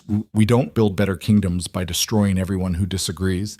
We build them by proving there's a better way and hoping people eventually see it. And if they don't, then we keep building anyway. Keep proving that difference isn't dangerous. Keep showing that coexistence is possible. Eventually, the ones who refuse to see either change their minds or get left behind by history. This is what leadership looks like when idealism collides with reality. Not the clean victory where everyone agrees and change happens smoothly. The messy one where you drag people toward progress while they fight you every step and call it tyranny. Real change never feels like winning. It feels like surviving long enough to make the next choice. Seris leaned against him. When do I go back to the Chimera? Tomorrow. With the treaty. With proof that the kingdom chose peace. What if it's not enough? What if 200 years of violence can't be undone with one piece of paper? Then we find out what comes next. Together. Seris reached the northern border on the 6th day, carrying a treaty sealed with the kingdom's sigil and Vaelor's blood. The Chimera waited on the same ridge, hadn't moved, might have been standing there for 6 days just watching the horizon and waiting to see if humans could surprise it. Seris shifted to human form at the base of the ridge, held up the treaty. 300 square miles, sovereign territory, legal recognition for all creatures who choose to live there, protection from hunting or forced removal. It's everything you asked for. The Chimera descended the ridge with movements that looked like flowing water over stone. Read the treaty with eyes that had seen too many broken promises to trust words on parchment. This grants land, recognizes our right to exist, even establishes trade agreements and diplomatic channels. Yes. What's the cost? Peace, coexistence, agreeing not to expand beyond the granted territory without negotiation, accepting that sanctuary comes with responsibility. And if your king changes his mind, if a new council votes to revoke the treaty, if humans decide they're tired of pretending we deserve rights, then we fight. But at least we'll fight from a position of legal standing instead of as invaders. The Chimera studied her. You believe this will work? That paper and promises will protect us? I believe it's the best option we have. The alternative is war. And war means every creature in 6 kingdoms gets hunted to extinction while humans convince themselves they're defending civilization. War means we die fighting instead of hiding. Death is death. It doesn't matter how defiant you are when it happens. Spoken like someone who spent her life choosing survival over pride, the Chimera's voice carried judgment and understanding both. Maybe that's wisdom, or maybe it's just fear with better vocabulary. Call it what you want. I'm offering you a chance to build something instead of destroying everything. Take it or burn the kingdom, but understand that burning it won't bring back the ones you've already lost. The words landed harder than Seris intended. She watched the Chimera's expression shift, watched 200 years of rage collide with the exhaustion of carrying it. This is what grief looks like when it's been weaponized. When you've survived so long on fury that laying it down feels like dying. When the only identity you have left is the one built from wounds. The Chimera looked out at the army spread across the valley. Thousands of creatures and exiles and lost souls who'd followed it because following felt better than hiding. If I accept this treaty, the Chimera said quietly, half of them will call me a coward. Will say I traded their rage for territory, that I chose comfort over justice. you'll be choosing survival over vengeance. That's not cowardice, that's evolution. And the other half, we'll finally get to stop running. We'll get to build lives instead of hiding in the spaces between civilizations. We'll get to exist without apologizing for it. The Chimera was silent for a long time. So long Seris started to think the answer would be refusal, that 200 years of violence couldn't be undone by one treaty and good intentions. Then the creature spoke. I accept. With conditions. Name them. First, any creature who wants sanctuary gets it. No questions about where they came from or what they've done. We don't build a haven and then decide who's worthy of safety. Agreed. Second, we govern ourselves. The king recognizes our territory but doesn't dictate our laws or leadership. We're not subjects, we're neighbors. Agreed. The third, if the treaty is ever broken, if humans decide we're too dangerous to tolerate, we reserve the right to respond with every weapon we possess. This peace is conditional on it being maintained by both sides. That's fair. The Chimera extended one massive claw. Then we have an accord, little sister. Peace purchased through choice instead of conquest. Let's see if it survives contact with reality. Seris gripped the claw with her human hand, felt ancient power flow through the contact, felt the weight of 200 years of survival pressing against 18 years of hiding, felt the beginning of something that might actually last. The treaty was formalized 7 days after Seris returned from the northern border. The ceremony took place in the Grand Sovereign Hall beneath the same crystal chandeliers that had witnessed her transformation and Vaelor's removal and Malrek's attempted coup. The room was packed with nobility and diplomats and creatures who'd emerged from hiding to witness history. The Chimera stood at the center looking like a nightmare someone had taught to negotiate. Its presence turned the hall into something between diplomatic summit and barely controlled chaos. Vaelor spoke from the throne with a voice that carried absolute authority. Today we recognize what has always been true, that this kingdom shares its borders with creatures we've spent centuries trying to erase, that survival requires coexistence, that difference is not inherently dangerous. We grant 300 square miles of northern territory as sovereign land for any creature seeking sanctuary. We establish this treaty not as charity, but as acknowledgement of rights that should have been recognized generations ago. The hall erupted in applause mixed with outrage. Nobles who supported the treaty cheered. Ones who opposed it looked like they were witnessing the end of civilization. Foreign dignitaries took notes and calculated how this would affect their own kingdoms. And creatures who'd lived in hiding watched with expressions that said they'd believe it when they saw it actually enforced. The Chimera stepped forward. On behalf of every creature who has survived in the shadows, I accept this treaty. We claim the granted territory. We establish it as sanctuary for all who need it, and we commit to peace as long as peace is maintained by both sides. It signed the treaty with a claw that left marks in parchment designed to last centuries. Vaelor signed beside it with ink and authority. And just like that, 200 years of violence paused long enough for something new to emerge. The ceremony ended with a feast that looked like civilization trying to prove it could adapt. Creatures and humans sharing space without killing each other. Conversations happening across species barriers. Alliances forming between people who'd spent their lives as enemies. It was messy, uncomfortable, punctuated by misunderstandings and near fights and moments when the whole thing threatened to collapse. But it was happening. Seris watched from the edge of the hall and felt something unfamiliar settle in her chest. Not quite hope, not quite peace, just the absence of the constant terror that had defined 18 years. Vaelor found her there, took her hand. Through the bond, she felt his exhaustion mixing with satisfaction, felt his knowledge that this was just the beginning, that treaties on parchment meant nothing without the daily work of enforcement and adaptation. But beginnings mattered. You did this, he said quietly. We did this. You granted the sanctuary. You risked the crown. You convinced me it was worth risking. You showed me that sometimes kingdoms need to change more than individuals do. Through the hall, a young creature approached a human diplomat, started talking, started building something that looked like understanding, small victories. The kind that didn't fix everything but proved better was possible. Malrek's trial happened 3 weeks after the treaty was signed. The former chancellor stood in chains before a court, that no longer feared him, looked older than his years, diminished by exposure. All his careful manipulation stripped away to reveal a man who'd spent 40 years confusing power with purpose.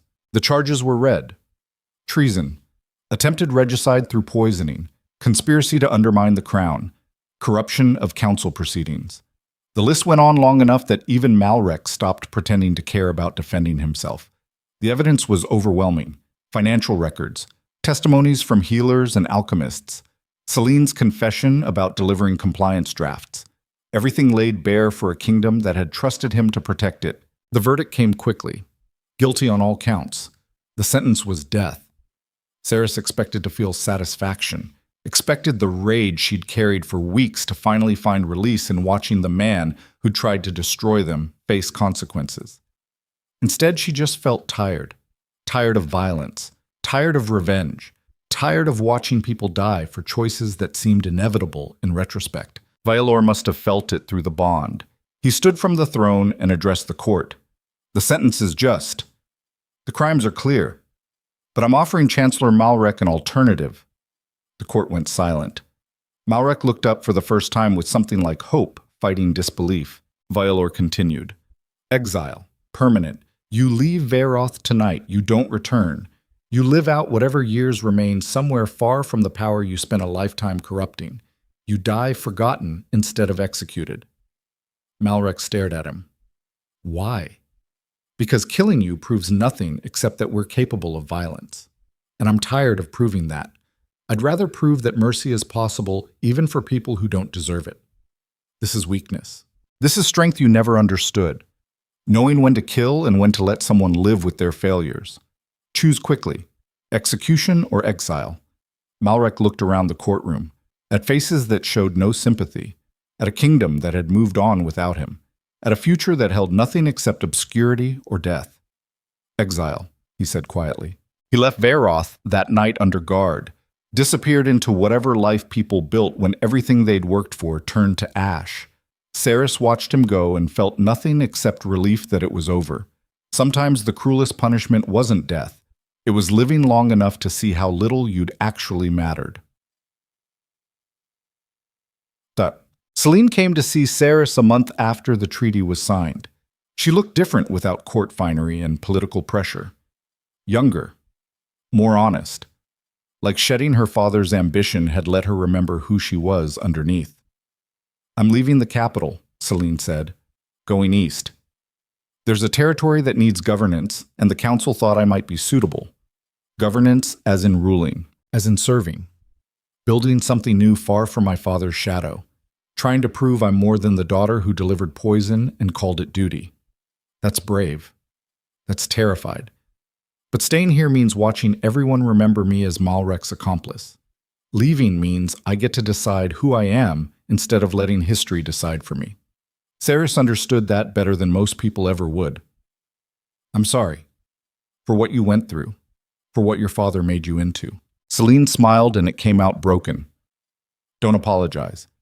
You're the one who showed me there was another way.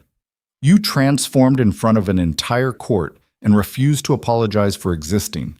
That was the bravest thing I'd ever seen. It made me realize I'd spent my whole life apologizing for existing in ways that inconvenienced my father. What will you do out east? Build, govern. Try to create the kind of place where people don't have to choose between survival and honesty. Maybe fail spectacularly. But at least I'll fail trying to do something right instead of succeeding at being someone I hate. She left the capital the next morning, rode east toward territory that needed leadership and second chances both. Seris watched her go and felt something like forgiveness settle where anger used to live. People weren't fixed points. They were processes, capable of changing if given space and reason. Sometimes the most revolutionary act was letting someone become better than they were. 6 months after the treaty was signed, Seris stood on the northern border watching creatures build what looked like civilization from scratch. The sanctuary territory had transformed from frozen wasteland into something that resembled community. Structures rising from stone and timber, fields being cleared for planting, trade routes establishing themselves between the sanctuary and human settlements. It was rough, imperfect, punctuated by conflicts and misunderstandings and moments when the whole thing threatened to collapse.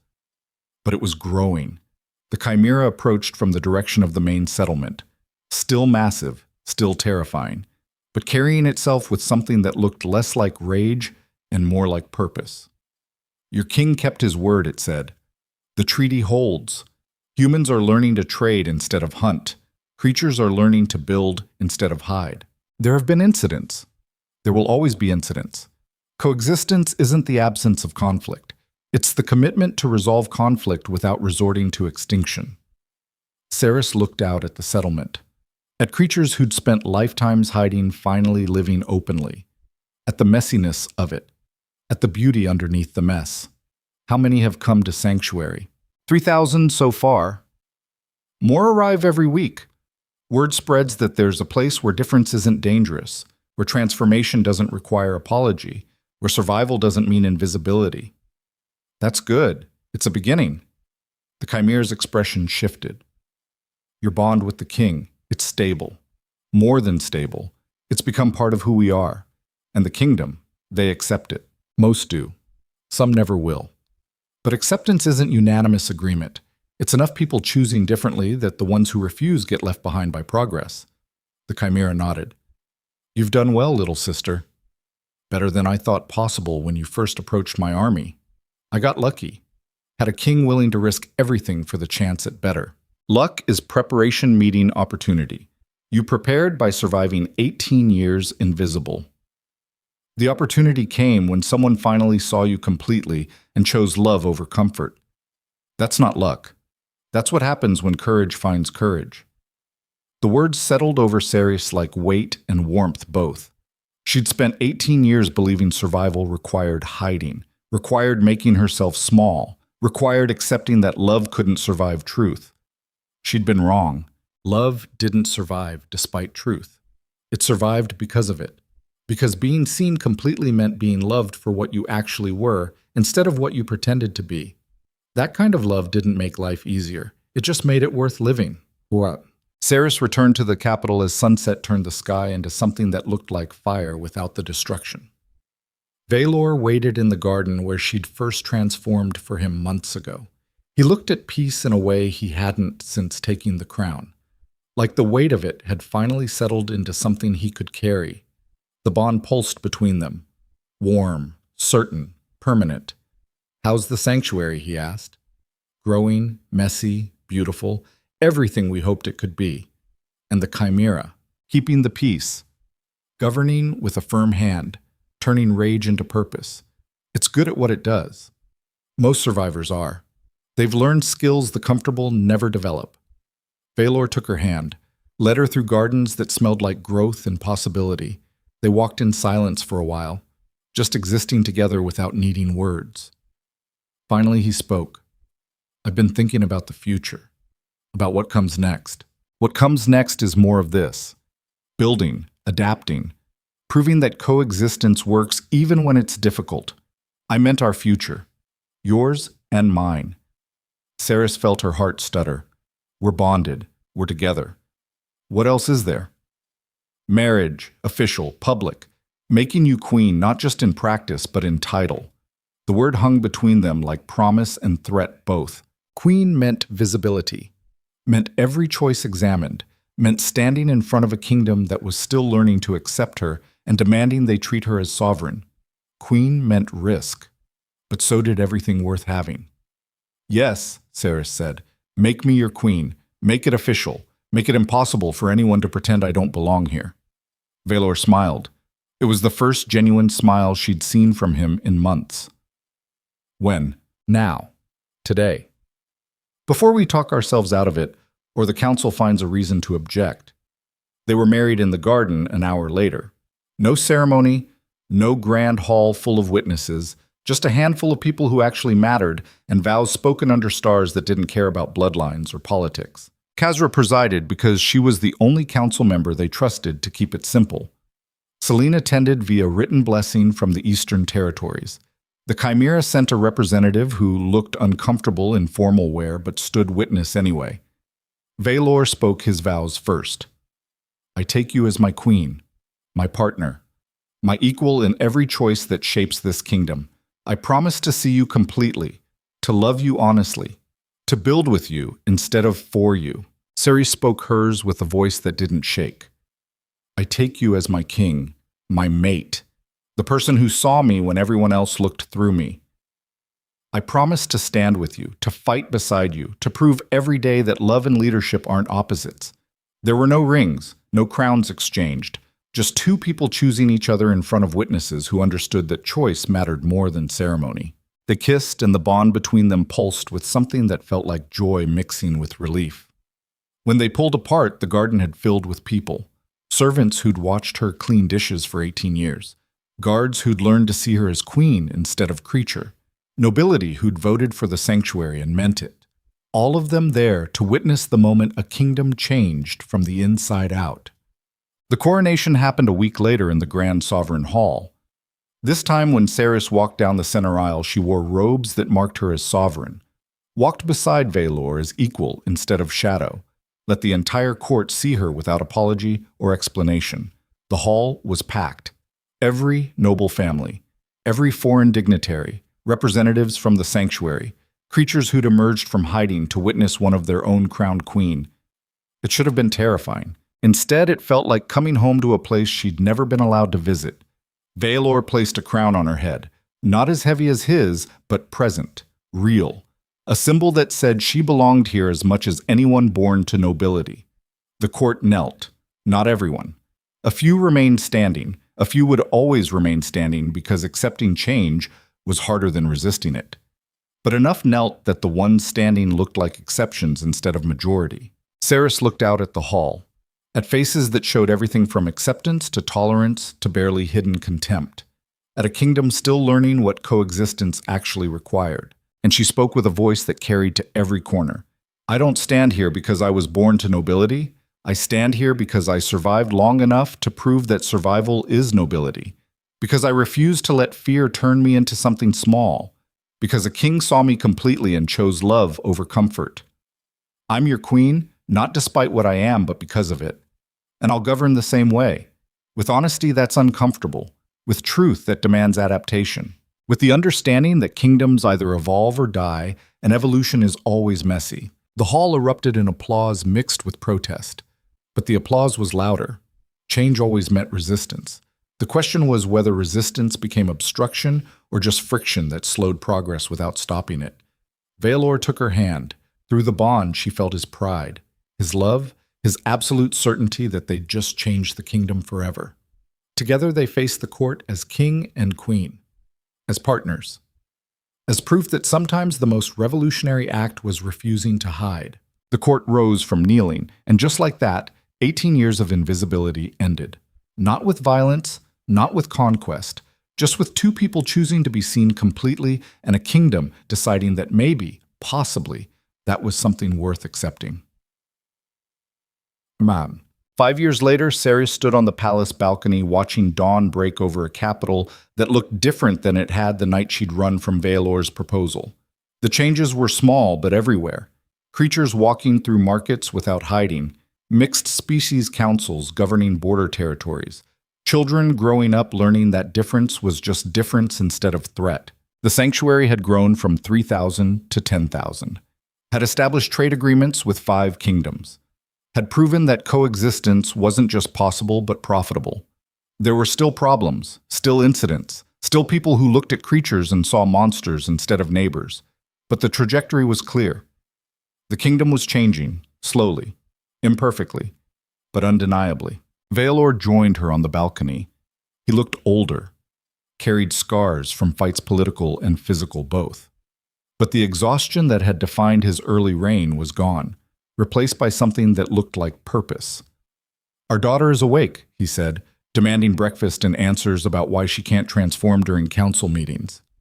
Seris smiled. "She's 3. Everything is a council meeting. She's also showing signs of developing your tail.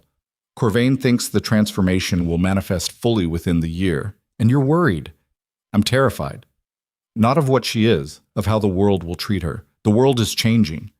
By the time she's grown enough to face it, maybe it won't be so hostile to difference." "Maybe." Vaelor pulled Seris close. Or maybe she'll have to fight the same battles we did. Either way, she won't fight them alone. Through the bond, Seris felt his certainty, felt his absolute commitment to building a kingdom where their daughter could exist without hiding. Felt the weight of 5 years spent proving that love and leadership could coexist. It hadn't been easy. There had been attempts to undermine the treaty, nobles who'd tried to revoke the sanctuary, creatures who'd tested boundaries, and humans who'd responded with violence. But the foundation held, the treaty remained, the sanctuary grew. And every day was proof that sometimes kingdoms changed one uncomfortable conversation at a time. Their daughter appeared in the doorway, 3 years old with Vaelor's eyes and Seris's stubborn refusal to accept limits. She ran to them on legs that were learning coordination and wrapped her arms around both their legs. "Mama, Papa, tell me a story." Vaelor knelt. "What kind of story?" "One where the monster wins." Seris knelt beside him. "In our stories, the monster isn't trying to win. She's trying to be seen." Their daughter considered this with the seriousness only children could manage. And does she get seen? Eventually. After she stops hiding. After someone brave enough looks past fear and sees her completely. And then she builds a kingdom where other monsters don't have to hide. Where being different doesn't mean being dangerous. Where love matters more than bloodlines. Their daughter smiled. "That's a good story. It's not just a story. It's what actually happened." Seris looked out at the capital, at a kingdom that had changed because 2 people refused to accept that difference required invisibility, at the long road still ahead, at the work that would never truly finish. This is what sovereignty actually means. Not the crown, not the title. The daily choice to build something better, even when better is exhausting and uncomfortable and resisted by people who prefer familiar suffering to unfamiliar progress. Real power isn't the ability to force compliance. It's the ability to inspire people to choose differently, to see possibilities they'd been taught to fear, to believe that kingdoms can evolve without burning down first. Vaelor stood and lifted their daughter onto his shoulders. She laughed and grabbed his crown, wore it crooked while he pretended to be scandalized. Seris watched them and felt something settle in her chest. Not happiness exactly. Happiness was too simple for what this was. Peace, maybe. The kind that came from knowing you'd fought for something worth having and won enough battles that losing some didn't feel like failure. Or maybe just the quiet satisfaction of having survived long enough to build a life instead of just avoiding death. The 3 of them went inside, went to face breakfast and council meetings and the 1,000 small challenges that came with governing a kingdom learning to change. Behind them, the sun rose over Vaeroth, over a capital where creatures and humans shared space, over sanctuary territory where thousands lived openly, over a future that was messy and imperfect and undeniably better than the past. King Vaelor and Queen Seris ruled together as they'd always promised, not as one sovereign and one shadow, but as partners who'd proven that sometimes the most powerful thing you can do is refuse to hide. The kingdom survived. The crown remained. And for the first time in either of their lives, survival felt like living instead of just not dying. That was enough. More than enough. Everything. The story of a servant who became queen, of a king who chose love over comfort, of a kingdom that learned difference didn't require destruction. Their story. Hard won. Honestly built. Finally complete.